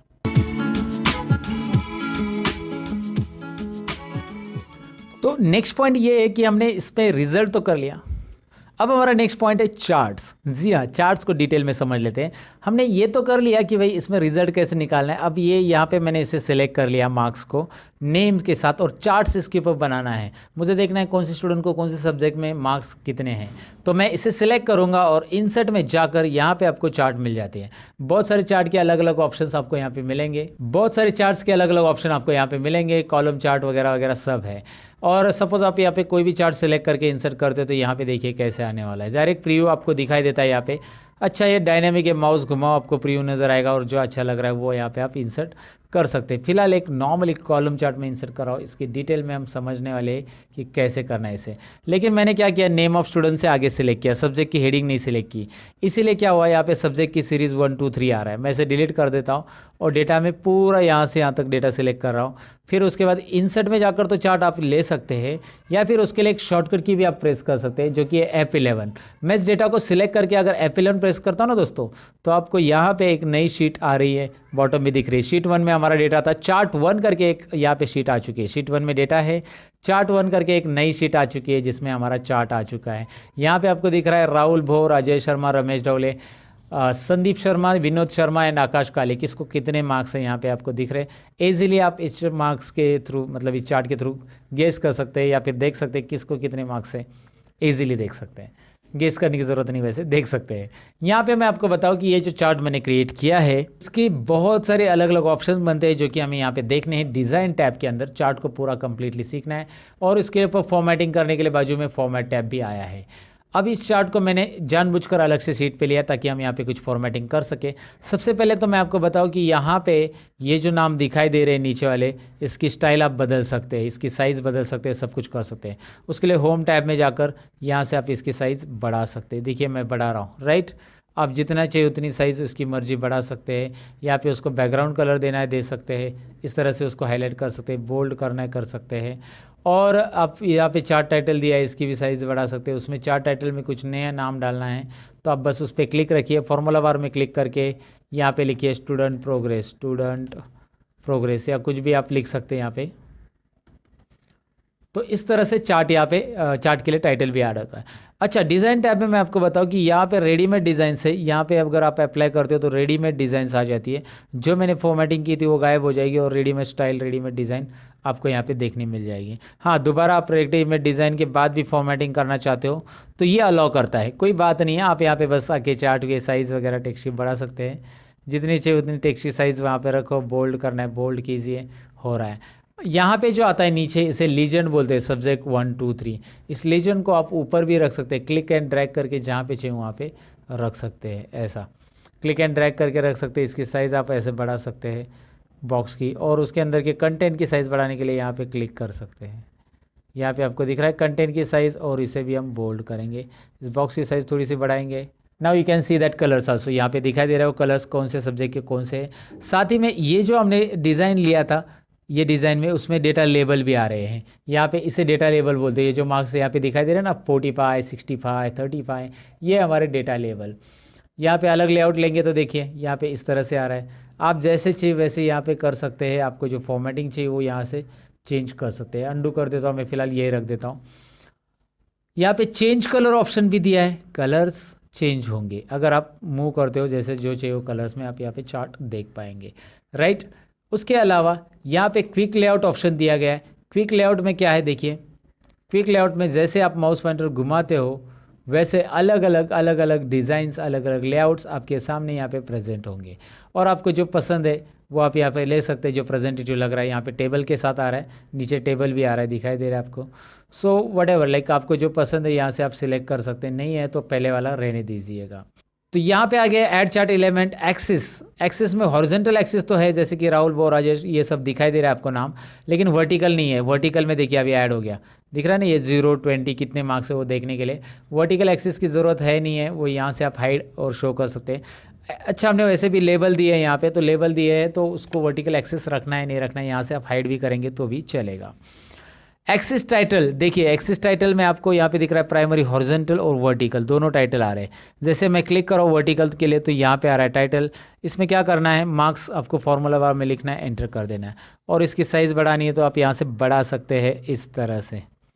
इंटरेस्टिंग है ना, ओके, बहुत ही इंटरेस्टिंग है, कोई डिफ़िकल्टी नहीं है। यहाँ पे बस डिज़ाइन टैब में जाना है और बस क्लिक करना है, कोई फार्मूला वगैरह तो देना है ही नहीं है। चार्ट का टाइटल चाहिए नहीं चाहिए, नन, देखिए टाइटल गायब हो गया। सेंटर में चाहिए या फिर आप वो चार्ट चाहिए, वो आपके ऊपर है। डेटा लेवल्स अभी मैंने दिए, ऑलरेडी आए हैं वहाँ पे उस डिज़ाइन पे, लेकिन आप यहाँ से उसका पोजीशन चेंज कर सकते हैं। जैसे आप यहाँ पे माउस पॉइंटर घुमाओगे आपको दिख रहा है इनसाइड बेस। आपको जो अच्छा लग रहा है आउटसाइड बेस, आउटसाइड वाले रखने हैं, कॉल आउट वाले रखने हैं, इस तरह से नाम के साथ आएंगे, इस तरह से आएंगे, दिखाई दे रहा है कहाँ पे रखने हैं। And that's up to you कि कहाँ पे उसे रखना है। चलो एक ही पोजीशन पे मैंने रख दिया। सबके डेटा लेबल्स यहाँ पे आपको नीचे दिखाई दे रहे हैं। ऐड चार्ट एलिमेंट में डेटा लेबल के बाद डेटा टेबल्स भी है, जो कि आप टेबल्स दिखाना चाहते हैं नहीं दिखाना चाहते, यहाँ पे है। विथ लीजन विदाउट लीजन है, यानी कलर्स नीचे आते हुए दिखाई देंगे। देखो नीचे जैसे इसमें लिखा विथ लीजन तो नीचे लीजन की के साथ आ रहे, नो लीजन कलर के साथ नहीं आ रहे। यहाँ पे ग्रिड लाइन से साथ में ग्रिड लाइंस को शो करना है वगैरह, यहाँ से आप कर सकते हैं। एरर्स की अभी हमें चेक नहीं करना है, लेकिन ग्रिड लाइन वगैरह दिखाना है तो आप यहाँ से ग्रिड लाइन देख सकते हैं। बहुत सारी ग्रिड लाइन अप्लाई कर सकते हैं बैकग्राउंड में, और साथ में लीजन का पोजीशन भी आप डिसाइड कर सकते हैं। राइट में रखना है, टॉप में रखना है, बॉटम में रखना है, लेफ्ट में रखना है, बॉटम में रखना है। यहाँ पे लीजेंट आपको दिखाई दे रहा है, जैसे मैं मूव कर रहा हूँ, राइट में चाहिए तो राइट में, टॉप में चाहिए तो टॉप में, ये लीजेंट हम बोलते हैं इसे। इसे आप माउस से ड्रैग करके भी रख सकते हैं। तो ये चार्ट के एलिमेंट है, बेसिक लेवल पे इसे देखना है, सीखना है। क्विक लेआउट के बारे में मैंने आपको बताया है, ये चार्ट की डिज़ाइन बताई। यहाँ पे है स्विच रो को स्विच करना है। वाह, इंटरेस्टिंग है ना। देखिए क्या हो रहा है, मैं आपको बताता हूँ। सब्जेक्ट 1 2 3 जो यहाँ पे थे, मतलब कलर में, वो अभी देखिए राहुल शर्मा अलग अलग हर एक के कलर आ चुके हैं। रोज़ को कॉलम में, कॉलम के रोज़ के कर रहा है यहाँ पे। तो राहुल बोर का कलर, राहुल बोर को सब्जेक्ट 1 में कितने मिले, या फिर सभी सब्जेक्ट 1 2 और 3 के यहाँ पे आ रहे हैं ओवरऑल रिजल्ट। आप बस स्विच करेंगे, ये चेंज होगा, ऐसे स्विच करेंगे ये ऐसा चेंज होगा। आपको जैसे ज़रूरी वैसे रख सकते हैं। सिलेक्ट डेटा में जाइए। सिलेक्ट डेटा में यहाँ पे आपको डेटा कम करना है। जैसे आपको यहाँ पे 4 स्टूडेंट का डेटा लेना था, अब आपके पास 4 स्टूडेंट का रिकॉर्ड है। समझ में आपको? सिलेक्ट डेटा में जाकर डेटा आप बदल सकते हैं। जो डेटा आपको यहाँ पे और बढ़ाना है तो और बढ़ाएंगे। यहाँ पे सिलेक्ट डेटा का बहुत बड़ा काम रहता है जब आप एमआईएस रिपोर्ट जनरेट करते हो। और चार्ट का भी बहुत बड़ा काम रहता है। सिलेक्ट डेटा, स्विच रोज, ये सारी चीज़ें वहाँ पे यूज़ होती हैं। फिलहाल चेंज चार्ट टाइप आपके लिए ऑप्शन है, और यहाँ से आप इस चार्ट को लाइन में, पाई में, बार में कन्वर्ट कर सकते हैं। अब मेरे पास ज़्यादा कॉलम है तो यहाँ पे कॉलम और बार चार्ट ही प्रेजेंटेटिव रहेगा, और बाकी सब तो इतने नहीं रहेंगे। इसीलिए यहाँ पे चेंज चार्ट टाइप में आप देखेंगे ज़्यादा कॉलम्स के लिए ये बार ही चलता है, सिंगल कॉलम के लिए पाई चलेगा, सिंगल वैल्यूज़ रहेगी। तो फिलहाल आप कॉलम चार्ट लीजिए और इसे सीधा कर दीजिएगा। तो चेंज चार्ट टाइप में क्या होता है ये मैंने बताया। अब ये चार्ट हमारा चार्ट 1 शीट में है दोस्तों, और मैं चाहता हूँ कि इसे शीट 1 में ले लूँ। तो शीट 1 में ले सकते कि नहीं ले सकते? बिल्कुल ले सकते। कैसे? यहाँ पे डिज़ाइन में यहाँ पे ऑप्शन है मूव चार्ट। कौन सा ऑप्शन है? देखिए, मूव चार्ट। तो करना क्या है, बस मूव चार्ट पे क्लिक कीजिए। कहाँ पे रखना है उसको? ऑब्जेक्ट इन में रखना है, और ऑब्जेक्ट इन में कहाँ पे? शीट 1 में रखना है। तो ऑब्जेक्ट इन में क्लिक कीजिए, शीट 1 में। अब यही चार्ट आपको शीट 1 में मिल जाएगा। इसकी साइज़ बहुत बड़ी की थी हमने, अब इसे छोटी करनी पड़ेगी आपको। यहाँ से दोबारा इसकी साइज़ छोटी कीजिए, तभी तो चार्ट नज़र आएगा। राइट, इसकी भी साइज़ हमने बहुत बड़ी की थी, इसे छोटी करनी पड़ेगी, तभी आपको चार्ट यहाँ पे डिटेल में दिख रहा है। ग्रिड लाइन नीचे, तो ग्रिड लाइन पे क्लिक करके आप इसे डिलीट कर सकते हैं। यहाँ पे 2-4 अलग अलग मेजर माइनर ग्रिड लाइन थी, उसे मैंने डिलीट कर दिया। सिलेक्ट करके ग्रिड लाइन के ऊपर क्लिक करके डिलीट कर सकते हैं। तो चार्ट को रिप्रेजेंट कैसे करना है, एक बिगिनर लेवल पे चार्ट में कौन कौन से फंक्शंस रहते हैं, ऑप्शंस कैसे रहते हैं, टाइटल कहाँ से ऐड करना रहता है, या फिर लीजेंड क्या होता है, टेबल कैसे ऐड करना था, डेटा लेवल क्या होता है, ये सारी चीज़ें मैंने एक्सप्लेन करने की यहाँ पे इस टॉपिक में कोशिश की है दोस्तों। अब हम बढ़ते हैं अगले टॉपिक की ओर। और हाँ जी दोस्तों, आप अगर कंप्यूटर कोर्स से सीखना चाहते हैं, वो भी सीरियली, यानी कि tally course, Photoshop, Corel Draw और ऐसे बहुत सारे कोर्स जो कि आपको सीरीज़ में सीखने, तो उसके लिए मैंने एक नया चैनल ओपन किया है जिसका नाम है रियल ट्यूटोरियल, जो कि यहाँ पे आपको स्क्रीन के ऊपर दिखाई दे रहा है। आपको इस रियल ट्यूटोरियल में प्लेलिस्ट में क्लिक करना है दोस्तों। प्लेलिस्ट के अंदर यहाँ पे आपको सीरीज वाइज वीडियो मिलेंगी। आपको टैली की वीडियोस देखना है, आपको फोटोशॉप के देखना है, आपको ऑटोकैड के देखना है। फिलहाल तो 3 सीरीज यहाँ पे है, तो इसमें से जो वीडियोस आपको देखने हैं उसकी सीरीज पे क्लिक कीजिए, एक साथ सभी वीडियोस आपको मिलेंगे। तो अगर आप बनना चाहते हैं कंप्यूटर कोर्सेज में मास्टर, तो इस चैनल को ज़रूर फॉलो कीजिए। लिंक आपके लिए मैंने डिस्क्रिप्शन में दे दिए, रियल ट्यूटोरियल, ज़रा चेक कीजिएगा दोस्तों। तो इस तरह से ये चार्ट में सारी चीज़ें हो गई। और चार्ट में आप बैकग्राउंड में लोगो ऐड करना चाहते हैं, आपको लगता है कि यार यहाँ पे बैकग्राउंड में कुछ काम किया जाए, तो राइट क्लिक कीजिए इस चार्ट के ऊपर। राइट क्लिक करने के बाद format chart area, look at here, format chart area, इस ऑप्शन पे क्लिक कीजिए। और इस ऑप्शन पे क्लिक करने के बाद यहाँ पे आपको फिल में जाना है। फिल में राइट साइड में आप देखेंगे यहाँ पे बहुत सारे ऑप्शंस आ रहे हैं, no fill, solid fill, gradient वगैरह वगैरह वगैरह। तो आपको पिक्चर लेना है तो पिक्चर लीजिए, ग्रेडियंट पैटर्न लेना है तो पैटर्न लीजिए। यहाँ से अलग अलग पैटर्न आपको बैकग्राउंड में नज़र आएंगे। इंटरेस्टिंग पैटर्न है, आप जो देना चाहते हो दे सकते हैं प्रेजेंटेशन के लिए। आप चाहते हैं ऑटोमेटिक तो ऑटोमेटिक आ जाएगा। पैटर्न फिल चाहिए, पिक्चर एंड टेक्सचर चाहिए, यहाँ से फाइल ऑप्शन है जहाँ से हम अपनी कंपनी का लोगो भी ऐड कर सकते हैं। अगर आपके पास कंपनी का लोगो वगैरह है तो बैकग्राउंड में ऐड कर सकते हैं। और उसकी ट्रांसपेरेंसी भी आप यहाँ से सेट कर सकते हैं, मतलब आपका लोगो बहुत ही डार्क है, so you can do it like this. Okay, so ये डेटा के ऊपर काम करने के लिए इंटरेस्टिंग चीज़ें मैंने आपको बता दी है। सो ये डेटा चार्ट में लेकर किस तरह से चार्ट के ऊपर काम करना है मैंने आपको बता दिया। लोगो बैकग्राउंड में कैसे ऐड करना है, कलर्स एंड ऑल। तो ये था चार्ट फॉर बिगिनर्स।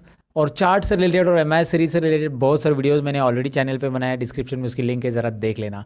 अब बढ़ते हैं अगले टॉपिक की ओर।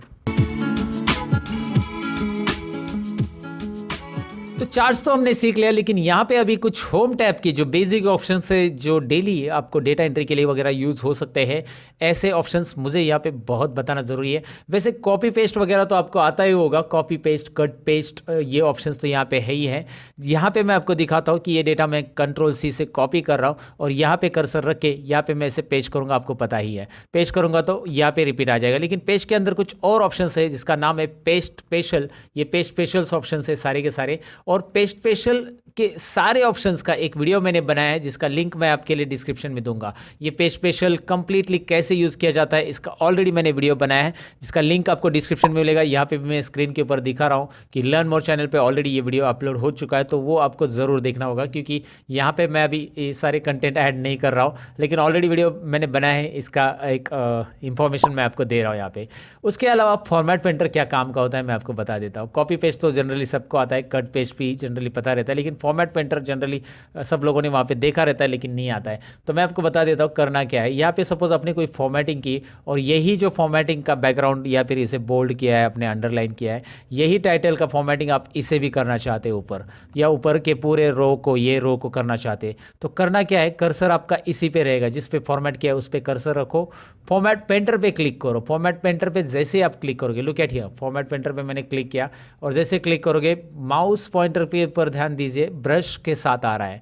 आप जिसके ऊपर भी ये घुमाओगे आप ऐसे, वो उसके ऊपर ये फॉर्मेटिंग अप्लाई होने वाला है। देखिए मैंने घुमा दिया, इसके ऊपर ये फॉर्मेटिंग यहाँ पे अप्लाई हो चुका है। समझ में आपको फॉर्मेट पेंटर होता क्या है। वैसे फॉर्मेट पेंटर को आप सिंगल क्लिक और डबल क्लिक से भी यूज़ कर सकते हैं। अभी मैंने सिंगल क्लिक से यूज़ किया और ड्रैग किया। अब दूसरा है कि मैंने इस पे ऊपर डबल क्लिक किया। अगर मैं डबल क्लिक करूंगा ना, तो मैं एक साथ यहाँ पे मैंने राहुल बोर को, सपोज अजय वर्मा को फॉर्मेट करना चाहता हूँ। अभी देखिए फॉर्मेट पेंटर कंटिन्यू चालू रहता है अगर आपने फॉर्मेट पेंटर पे डबल क्लिक किया तो। ये बात बहुत सारे लोगों को पता नहीं रहता है कि फॉर्मेट पेंटर पे हम डबल क्लिक करके फॉर्मेट पेंटर को ऐसे रिपीट भी यूज़ कर सकते हैं। सिंगल क्लिक किया तो क्या होगा, एक ही बार फॉर्मेट पेंटर वर्क करेगा। डबल क्लिक करेंगे तो ऐसा मल्टीपल टाइम्स आप वर्क कर सकते हैं फॉर्मेट पेंटर पे। जहाँ पे भी आप क्लिक करोगे फॉर्मेट पेंटर चालू ही रहेगा। एस्केप बटन करेंगे तो फॉर्मेट पेंटर रिमूव हो जाएगा। एस्केप बटन प्रेस कीजिए। देखिए मैं दोबारा बता देता हूँ, आपको यहाँ पे क्लिक करना है, फॉर्मेट पेंटर सिंगल क्लिक किया और आपने जिस नंबर पे, मैं यहाँ पे ड्रैग कर रहा हूँ फिलहाल, तो वो उतना फॉर्मेट हो रहा है। फिर से फॉर्मेट पेंटर, माउस की तरफ ध्यान दीजिए, अभी प्लस साइन आ रहा है, फॉर्मेट पेंटर नहीं आ रहा है। अगर मैं इस पर क्लिक करके डबल क्लिक करता हूँ फॉर्मेट पेंटर पे, now I can click here, here I can drag here also. तो एक साथ मल्टीपल सेल्स को फॉर्मेट करने के लिए आप फॉर्मेट पेंटर पे डबल क्लिक कीजिएगा। है ना इंटरेस्टिंग। फिलहाल मैं अंडू कर देता हूँ। अंडू पता है ना, Ctrl+Z अंडू, अंडू, और रीडू करने के लिए Ctrl+Y, undo and redo. Undo and Pandu नहीं होता है दोस्तों, अंडू एंड रीडू होता है, याद रखिए। अंडू पांडू तो नाना पाटेकर जी बोलते हैं, अंडू पांडू समझा क्या। ओके मैं जस्ट जोक कर रहा हूँ। फिलहाल तो आपको मैं बताऊँ कि ये फॉर्मेट पेंटर तो आपको समझ में आया होगा। बोल्ड इटैलिक अंडरलाइन मुझे बताने की ज़रूरत नहीं। ऑल बॉर्डर्स के बारे में मैंने बताया आपको कैसे करते हैं। यहाँ पे कलर्स वगैरह कैसे फिल करना है वो भी हमने देख लिया। बहुत सारी बार आपको ऑल बॉर्डर्स नहीं देने की ज़रूरत पड़ सकती है। सपोज आपने ऑल बॉर्डर्स को नो बॉर्डर करना है तो यहाँ पे जाओ, यहाँ पे जाओ, और यहाँ पे ऑल बॉर्डर्स की ज़रूरत नहीं है आपको, नो बॉर्डर, बस इसको आउटसाइड बॉर्डर देना है। अभी देखिए इसका आउटसाइड बॉर्डर भी चला गया है। तो इसके आउटसाइड बॉर्डर कैसे देते हैं हम, यहाँ पे देखिए आउटसाइड बॉर्डर्स भी ऑप्शंस है, थिक बॉक्स बॉर्डर भी है, थिक आउटसाइड बॉर्डर्स भी है। जो देना है यहाँ से आप दे सकते हैं दोस्तों। है ना इंटरेस्टिंग। सो यहाँ पे बॉर्डर आपको देना कैसे है वो एक बार ट्राई कीजिए। इस बॉर्डर में बहुत सारे कलर फिल चाहिए तो यहाँ से आप उसको शेडिंग कलर दे सकते हैं डिफरेंट। फॉन्ट कलर है, यहाँ पे टेक्स्ट की साइज़ वगैरह बढ़ाना, यहाँ पे इसे सेंटर करना है। जैसे मैं इसकी हाइट बढ़ा रहा हूँ, ज़रा ध्यान से देखिए, रो की हाइट ऐसे आप बढ़ा सकते हैं। ये याद रखना है। जैसे हमने कॉलम की विड्थ से सीखी थी कि आप यहाँ से ऐसा ड्रैग कर सकते हैं, वैसे हम रो की हाइट यहाँ पे बढ़ा सकते हैं। वैसे मैं आपको बताऊँ कि कॉलम और रो की विड्थ अगर इक्वली करनी है सभी कॉलम की, तो आप एक काम कीजिए, एक तो आप इसे सभी रो को एक साथ सिलेक्ट कीजिए और बीच में कहीं पे भी एरो रख के आप ऐसे ड्रैग करेंगे, इक्वली सबकी हाइट बढ़ेगी। या यहाँ पे राइट साइड में एक ऑप्शन है, फॉर्मेट में जाइए, राइट साइड में फॉर्मेट में रो हाइट दिखाई दे रहा है आपको, रो हाइट ऑप्शन, इससे आप रो हाइट कर सकते हैं इक्वली। यहाँ पे रो हाइट टाइप कीजिए, उतने जो रो सिलेक्टेड है उनकी हाइट उतनी हो जाएगी, 20, रो हाइट 20, राइट। तो इस तरह से रो हाइट आप बढ़ा सकते हैं। लेकिन इसमें अभी मैंने हाइट बढ़ा दी है, तो ये ज़रा टेक्स्ट को नोटिस कीजिए, और थोड़ी सी हाइट बढ़ा देता हूँ, और थोड़ी सी हाइट बढ़ा देता हूँ, और इस टेक्स्ट को नोटिस कीजिए बॉटम में आ रहा है। तो आप इसे यहाँ पे दिखाई दे रहा है ना, मिडल अलाइन से क्या हो रहा है, टॉप अलाइन से क्या हो रहा है, मिडल अलाइन से क्या हो रहा है। यहाँ पे ज़रा मैं जूम कर लेता हूँ, ये अलाइनमेंट वर्टिकल और हॉरिजॉन्टल अलाइनमेंट है एक्सेल में। ये सेंटर चाहिए तो सेंटर यहाँ पे ऐसा रख सकते हैं, टोटली सेंटर हॉरिजॉन्टल सेंटर आ जाएगा। देखो डेटा कैसा आ रहा है, you know that left side में आएगा, सेंटर में आएगा, राइट में आएगा। अगर आप लेफ्ट अलाइनमेंट ही रख के टेक्स्ट को थोड़ा सा आगे लेना चाहते हैं तो आप जैसे इस कॉलम के अंदर टेक्स्ट लिखा गया है, मैं इस कॉलम को सिलेक्ट करूँगा एंड व्हाट आई डू, इसको मैं थोड़ा सा यहाँ पे देखिए इंडेंट ऑप्शंस यूज़ करूँगा। इंडेंट से क्या होता है मैं आपको बताता हूँ। देखिए इंडेंट से इस तरह से टेक्स्ट आप आगे ले सकते हैं, पीछे करना है पीछे, इंडेंट इंडेंट और बढ़ाओ कम करो, तो लेफ्ट इंडेंट से इस तरह से टेक्स्ट को आगे लेके रख सकते हैं आप। इसके अलावा जैसे आपने बहुत सारे कैलेंडर वगैरह में देखा होगा, संडे वगैरह ऐसा क्रॉस में लिखा रहता है, तो यहाँ पे ऑप्शन है देखिए, इसे आप टेक्स्ट को रोटेट कर सकते हैं। Vertical text, angle clockwise, angle counter clockwise, ज़रा करके तो देखिए। यहाँ पे देखिए कैसा टेक्स्ट आएगा, राइट। आपने देखा होगा ना, यहाँ पे देखिए अभी जैसे वो कैलेंडर में रहता है ना, संडे मंडे ऐसा क्रॉस में लिखा रहेगा, आपने देखा होगा शायद। तो ये ज़रूरी है तो कीजिए, नहीं तो इसके ऊपर दोबारा क्लिक करके वो रिमूव हो जाएगा वहाँ पे। इसको बोलते हैं टेक्स्ट का ओरिएंटेशन। टेक्स्ट ओरिएंटेशन कैसे देना है, टेक्स्ट का अलाइनमेंट कैसे देना है, टेक्स्ट को इंडेंट कैसे देना है, ये हमने यहाँ पे देखा। साथ में मर्ज एंड सेंटर तो हमने पहले ही सीखा था, इस टाइटल को मर्ज एंड सेंटर कैसे करते हैं। लेकिन इसके अलावा हमें यहाँ पे सीखना है, हमें यहाँ पे जानना है रैप टेक्स्ट के बारे में। होता क्या wrap text, I let you know कैसे, दिखाता हूँ मैं आपको। सबसे पहले सपोज यहाँ पे एक एग्जांपल लो कि नेम ऑफ स्टूडेंट का जो रो हाइट है ना, वो मैंने थोड़ा सा यहाँ पे ऐसा कम करके रख दिया अभी। Okay, so name of student में मैंने यहाँ पे एक चीज़ बढ़ा दी, जैसे मैंने नेम ऑफ टैली स्टूडेंट और एक्सेल स्टूडेंट ऐसा बढ़ा दिया। अब ये आगे जा रहा है, लेकिन मैं इसकी कॉलम की विड्थ नहीं बढ़ाना चाहता हूँ, जो कि हम यहाँ से डबल क्लिक करके बढ़ा सकते हैं, आपको पता है। मैं चाहता हूँ इसे रैप टेक्स्ट करना। रैप टेक्स्ट से क्या होता है देखिए, वाह इंटरेस्टिंग है ना। Wrap text wrap text wrap text wrap text, मैं क्लिक करूँगा रैप टेक्स्ट पे तो ऐसे आ जाता है। रैप टेक्स्ट निकाल देंगे तो ऐसा आता है। अगर आप चाहते कि यार लिखते समय ये नीचे आ जाए तो लिखते समय भी आएगा। जैसे आप यहाँ पे लिख रहे हो, डबल क्लिक करो, फिलहाल मैं इसके ऊपर मैंने डबल क्लिक किया, अल्ट और एंटर बटन प्रेस करूंगा मैं, अल्ट और एंटर दोस्तों, अल्ट और एंटर करेंगे तो ऐसा नीचे आ सकता है। अल्ट और एंटर लिखते समय ही आ सकता है।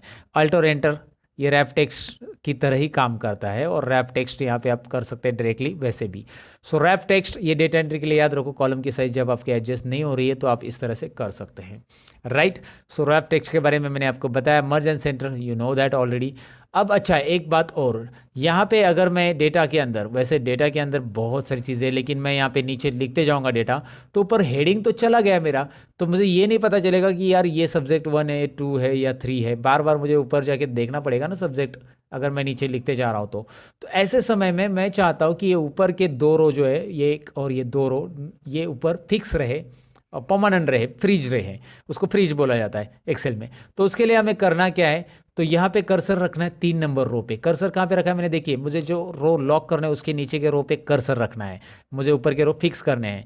उसके लिए एक व्यू में ऑप्शन दिया है, ज़रा इसे ध्यान से देखिए। व्यू के अंदर यहाँ पे एक फ्रीज पेन्स ऑप्शन है, फ्रीज पेन्स। फ्रीज करेंगे हम, किसको फ्रीज करेंगे, उसने पूछा है कि टॉप रो एक ही करना है या फर्स्ट कॉलम करना है, लेकिन मुझे फ्रीज पेन्स ही करना है क्लिक डायरेक्टली, क्योंकि मैंने ऑलरेडी लोकेशन दे दिया कि 3 नंबर रो पे मैंने कर्सर रखा है। तो फ्रीज पेन्स मैंने ऑन किया तो यू विल नोटिस यहाँ पे एक लाइन आएगी, वो अभी मैंने बॉर्डर दिया इसलिए यहाँ पे समझ में नहीं आ रहा है, लेकिन आपको एक लाइन नज़र आएगी एक्स्ट्रा, या फिर आप डाउन एरो प्रेस करते जाओ, you will find out the changes क्या हो रहे दिखाई दे रहे हैं आपको। मैं नीचे स्क्रॉल करते जा रहा हूँ और अलग अलग रो में मैं स्क्रॉल कर रहा हूँ तो भी टाइटल हेडिंग वही की वही रह रही है, क्योंकि मैंने उसे फ्रीज किया। और नहीं चाहिए तो आप इसे अनफ्रीज भी कर सकते हैं। वैसे आप कॉलम के लिए भी कर सकते हैं, राइट साइड में अगर आप जा रहे हो ऐसे तो आप उतने कॉलम, अभी मुझे 1 नंबर कॉलम यहाँ पे दिखना चाहिए, मैं 1 नंबर का डेटा टाइप कर रही हूँ या 2 नंबर का, तो मैं इधर बी कॉलम में कर्सर रख दूंगा और यहाँ पे फ्रीज पेन्स में जाकर फ्रीज पेन्स ऑन करूँगा। अब इससे होगा क्या, मैं ऐसे राइट में जाऊँगा तो भी 1 नंबर कॉलम दिख रहा है ना आपको, वो सीरियल नंबर का वो वहाँ पे ही रहेगा, राइट। और बॉटम में आऊँगा तो भी ये आपको दिखाई देगा, क्योंकि मैंने फ्रीज पेन्स B2 या B3 सेल से समथिंग किया है, तो वो पूरा का पूरा यहाँ पे फ्रीज हो चुका है। और मुझे निकालने के लिए अनफ्रीज यहाँ पे करना होगा, अनफ्रीज ऑप्शन फ्रीज की जगह ही आ जाता है। सो ये एक डेटा एंट्री के लिए या डेटा टाइप करते समय याद रखना है, जब आपको डेटा टाइप करना है तो फ्रीज पेन्स और अनफ्रीज पेन ज़रूरी है। अगर आप एक्सेल में बेसिक चीज़ें नहीं जानते ऐसा कुछ, तो फिर मुश्किल हो जाएगा आपके लिए। अब यहाँ पे कुछ चीज़ें और है जो कि हैं नंबर फॉर्मेट में, होम टैब के अंदर से यहाँ पे आपको दिखाई दे रहा है नंबर फॉर्मेट में। जब कभी भी आप डेट लिखते हो एक्सेल के अंदर, ये सारे लोगों से गलती हो जाती है, सारे लोगों से ये प्रॉब्लम होता है। और यहाँ पे डेट लिखने के बाद में, अभी मैं इसके कॉलम की साइज़ बढ़ा देता हूँ नहीं तो वो दिखाई नहीं देगा, बाद में मैं यहाँ पे कोई नंबर टाइप करता हूँ 35, तो वो ऐसा आ रहा है, अरे नंबर ही नहीं ले रहा है, तो यहाँ पे वो डेट फॉर्मेट में कन्वर्ट हो चुका है। तो आपके लिए तरीका ये है कि आप यहाँ पे क्लिक करो और उसे नंबर फॉर्मेट में कन्वर्ट करो। नंबर फॉर्मेट में क्या करना है आपको, कन्वर्ट, तो ये नंबर में दिखाई देगा ना। और आप चाहते हो उसे जनरल फॉर्मेट में रखो जिसमें डेसिमल प्लेसेस ना आए, तो जनरल फॉर्मेट में रखो। जनरली हम जनरल फॉर्मेट में रखते हैं जब कोई नंबर ऑटोमेटिक टाइप करते तो। और डेसिमल के साथ नंबर, करेंसी, यहाँ पे बहुत सारे डेट फॉर्मेट वगैरह आपको दिखाई दे रहे हैं। अच्छा, अगर आपने डेट लिखी और वहाँ पे नंबर आ रहा है तो वहाँ पे आपको करना क्या है, यहाँ पे जैसे मैं आपको दिखाता हूँ, यहाँ पे मैंने लिखा 20/2 और 2019, ऐसा कुछ भी लिख दिया, राइट। अब मैं जब इसे यहाँ पे कन्वर्ट कर देता हूँ, ज़रा मैं देखा जनरल फॉर्मेट में, तो इस तरह से नंबर आ रहा है। अगर कभी ऐसा नंबर फॉर्मेट में कुछ आ गया तो आप उसे नंबर फॉर्मेट की जगह इसे डेट फॉर्मेट में कन्वर्ट कर सकते हैं इजीली। तो उसके लिए करना क्या है, आपको बस यहाँ पे करना है शॉर्ट डेट या लॉन्ग डेट। शॉर्ट डेट या लॉन्ग डेट यहाँ पे आसानी से आप कर सकते हैं नंबर फॉर्मेट को डेट फॉर्मेट में कन्वर्ट करने के लिए। वैसे मैं आपको शॉर्टकट की बताऊँ तो कंट्रोल-शिफ्ट यहाँ पे हैश, ये आप डेट फॉर्मेट में कन्वर्ट कर सकते हैं। कंट्रोल-शिफ्ट 1 नंबर फॉर्मेट में हो जाता है, कंट्रोल-शिफ्ट 2 टाइम फॉर्मेट में हो जाएगा, कंट्रोल-शिफ्ट टिल्ड यहाँ पे जनरल फॉर्मेट में होगा। कंट्रोल-शिफ्ट टिल्ड 1 2 3, ये याद रखिए 1 2 3 कंट्रोल-शिफ्ट के साथ ये अलग अलग फॉर्मेट में आपको कन्वर्ट करने के लिए देता है, राइट। कंडीशनल फॉर्मेटिंग वैसे हमने सीख लिया है कैसे करना है, मैंने बताया है। और फॉर्मेट एज कैसे ही ये टेबल होता है ये भी मैंने आपको दिखाया। यहाँ से आपको अलग अलग स्टाइल्स मिल जाती है जो कि आप अप्लाई कर सकते हैं, ये भी मैंने बताया था। इंसर्ट में यहाँ पे इंसर्ट शीट रोज भी आता है, जैसे आप यहाँ पे रो इंसर्ट करना चाहते हो तो मैंने वैसे भी आपको बताया है। रो कंट्रोल+ से इंसर्ट होता है, कंट्रोल- से डिलीट होता है। यहाँ से भी इंसर्ट और डिलीट ऑप्शन है आपके लिए। और फॉर्मेट में आपके रो और कॉलम की साइज एडजस्ट करने के लिए है ही। कैसे करना है मैंने सारी चीज़ें यहाँ पे बता दी है आपको। और ऊपर से मैंने आपको बताया था कि क्लियर में जाकर क्लियर फॉर्मेट से क्या होगा। देखिए यहाँ पे फॉर्मेटिंग अगर नहीं चाहिए तो आप क्लियर कर सकते हैं, मुझे नहीं चाहिए फॉर्मेटिंग, सो क्लियर में जाइए, क्लियर फॉर्मेट्स, फॉर्मेट जाएगा। क्लियर ऑल मतलब पूरा क्लियर हो जाएगा। क्लियर कंटेंट्स मतलब खाली कंटेंट और कमेंट लिखी होगी या हाइपर लिंक दिया रहेगा तो वो क्लियर हो जाएगा। क्लियर ऑल कर दूंगा मैं तो इस तरह से हो रहा है, राइट। सो क्लियर कंटेंट करना है तो कंटेंट कीजिएगा, इस तरह से आप इसे क्लियर कर सकते हैं, राइट। और फिल सीरीज़ के बारे में तो मैंने बताया था स्टार्टिंग में कि आप फिल सीरीज़ कैसे कर सकते हैं। यहाँ पे भी है फिल सीरीज़ ऑप्शन की, डाउन फिल कैसे होगा ऑटोमेटिकली वो दिया है वहाँ पे। और यहाँ पे फाइंड एंड रिप्लेस भी ऑप्शन है, जहाँ से रिप्लेस मतलब वर्ड चेंज करना। जैसे आपको लगता है कि यार यहाँ पे मैंने एक वर्ड टाइप किया जिसमें सब रॉन्ग है, मतलब एक वर्ड आपने 10 बार लिखा है, तो जैसे सब की जगह मुझे सब्जेक्ट ये वर्ड पूरा चाहिए था, तो मैं यहाँ पे सब लिखूंगा और यहाँ पे सब्जेक्ट लिखूंगा। देखिए मैंने क्या किया है, मुझे पूरा वर्ड चाहिए था, सब की जगह सब्जेक्ट लिखना चाहिए, तो यहाँ पे सब सब सब लिखा है मैंने, तो सब्जेक्ट 1 2 3 4 आना चाहिए, जो भी सब्जेक्ट है वैसे। तो किया है फाइंड आउट में सब, रिप्लेस विथ में सब्जेक्ट, और रिप्लेस ऑल पे click. Now you can see replacement क्या काम करता है। सो फाइंड एंड रिप्लेस भी है, कोई वर्ड ढूंढना है तो फाइंड कर सकते हैं, और यहाँ से आप फाइंड डायलॉग बॉक्स आपको मिल जाता है। तो ये मैंने होम टैब यहाँ पे कवर करने की कोशिश की है कि कैसे कुछ करना है, एक्सेल के अंदर क्या क्या चीज़ें होती है, यहाँ पे मैंने डिटेल में एक्सप्लेन करने की कोशिश की है। ये एक्सेल बिगिनर्स के लिए वीडियो है दोस्तों, और इसमें प्रिंटिंग लास्ट ऑप्शन है हमारा, और प्रिंटिंग हम देखते हैं प्रिंट कैसे किया जाता है एक्सेल के अंदर, and then will finish it. और ये बिगिनर्स के लिए एक्सेल है, इसीलिए मैंने इतनी ही चीज़ें कवर की। एक्सेल इतना ही नहीं है, बहुत कुछ है। तो एक्सेल जो बिगिनर के बाद सीखना चाहते हैं उसके लिए एक ट्यूटोरियल आएगा बड़ा सा, जिसमें मैं बहुत सारी चीज़ें और एक्सप्लेन करूंगा एक्सेल के अंदर, जो कि उसके लिए आपको थोड़ा इंतज़ार करना पड़ेगा। लेकिन आगे का टॉपिक सीख के जाइएगा कि प्रिंट कैसे करते हैं। प्रिंट करने के लिए कंट्रोल-P, राइट। कंट्रोल-P किया तो यहाँ पे प्रिंट आ जाता है, ऐसा ऐसा प्रिंट आ रहा है। एक काम करते हैं, मैं यहाँ पे ज़रा थोड़ा सा डेटा को अरेंज कर देता हूँ पहले। प्रिंट करने के लिए यहाँ पे मैं डेटा को एक काम कर देता हूँ, पूरा नॉर्मल जैसे डेटा था पहले, जैसा रखा था डेटा मैंने वैसे लाता हूँ यहाँ पे। उसके लिए करना क्या है, बस आपको Ctrl+Z ही तो बटन प्रेस करते जाना है। Ctrl+Z बटन प्रेस करते जाएंगे तो यहाँ पे आपको डेटा मिल जाएगा। मैंने अंडू कर दिया पूरा का पूरा। फिलहाल इस चार्ट की मुझे ज़रूरत नहीं, मैं इसे डिलीट कर देता हूँ, और यहाँ पे लिखा हुआ एक्स्ट्रा कंटेंट भी मैं डिलीट करता हूँ। अब देखिए मैं Ctrl+P करूँगा तो यहाँ पे आपको ये प्रिंट में बॉर्डर के साथ, मैंने बॉर्डर दिया है इसको, इसलिए बॉर्डर के साथ आ रहा है। अगर आपने बॉर्डर नहीं दिया तो बॉर्डर नहीं आएगा, आपको मैंने स्टार्टिंग में बताया था। अब यहाँ पे मैं आपको बताऊँ कि चलो कंट्रोल पी में हम इसमें आ चुके हैं, कंट्रोल पी स्क्रीन के अंदर यहाँ पे। लेकिन आपको दिखाई दे रहा है कि यार काउंट तक ही डेटा आ रहा है, काउंट तक, काउंट के आगे भी डेटा है मेरा। यहाँ पे देख सकते हैं ना, एक्सेल में काउंट के आगे भी है, लेकिन यहाँ पे एक डॉटेड लाइन आ रही है जो कि पिन की बाउंड्री या पेज की साइज़ बता रही है कि पेज यहाँ तक ही है, डॉटेड लाइन। ये कंट्रोल पी बटन प्रेस करने के बाद आपके भी एक्सेल में दिखाई देगी कि यहाँ तक का ही प्रिंट होगा। तो आगे का डेटा का क्या, मैं इसको डबल क्लिक करके एडजस्ट कर सकता हूँ, या कंट्रोल ए करके, कंट्रोल ए और यहाँ पे alt H O I press का, तो auto fit column width, column की विड्थ जो है ऑटोमेटिक जितनी रिक्वायर्ड है उतनी आ जाएगी। तो कंट्रोल पी करो, अभी अभी एवरेज तक डेटा आ गया है। चलिए एवरेज में भी थोड़ा सा काम कर देते, हम यहाँ पे प्रिंटिंग के लिए और थोड़ा सा काम सेटल करना पड़ेगा हमें डेटा को प्रॉपरली। डेसिमल प्लेसेस हम यहाँ पे कम कर देते हैं, और यहाँ पे भी अल्ट एच ओ आई करने के बाद ये भी कम हो गया। अब आपको दिखाई दे रहा है रिजल्ट 1 रिजल्ट 2 तक आ रहा है, ग्रेड नहीं आ रहा है। तो ऐसे में क्या करेंगे हम आगे, हमें इसे एक ऑप्शन यहाँ पे मिल जाता है, और यहाँ पे है पोर्ट्रेट की जगह आप इसे लैंडस्केप कीजिए। लैंडस्केप करते ही पेज का हॉरिजेंटल व्यू आ जाएगा, और यहाँ पे जितने चाहे और कॉलम आपकी मर्जी और भी ऐड कर सकते हैं। लेकिन आप चाहते हैं कि नहीं नहीं नहीं, लैंडस्केप में रो कम आएंगे, पोर्ट्रेट ही चाहिए, वर्टिकली डेटा चाहिए, तो रखिए यहाँ पे एक ऑप्शन है राइट कॉर्नर में, शो मार्जिन, ये दिख रहा है आपको मार्जिन ऑप्शंस। तो इस पे क्लिक कीजिए, शो मार्जिन लाइन आएगी, और इसे थोड़ा बहुत एडजस्ट कर सकते हैं आप, ऐसे इस मार्जिन को कम कीजिए, वो ग्रेड अंदर आ जाएगा। प्रिंट से रिलेटेड जितनी भी सेटिंग्स आपको सीखनी है उसके लिए ऑलरेडी मैंने वीडियो बनाया था, जिसमें मैंने बताया कि प्रिंट के अंदर सारी सेटिंग्स कैसे करेंगे। उसके लिए लर्न मोर चैनल पे वीडियो डाला था, उसके लिए सर्च करना है अपने को लर्न मोर चैनल पे, राइट साइड में जो सर्च बॉक्स आता है उसमें क्लिक करके टाइप करना है प्रिंटिंग इन एक्सेल। तो जैसे ही आप टाइप करोगे नीचे आपको वीडियो की लिंक मिल जाएगी।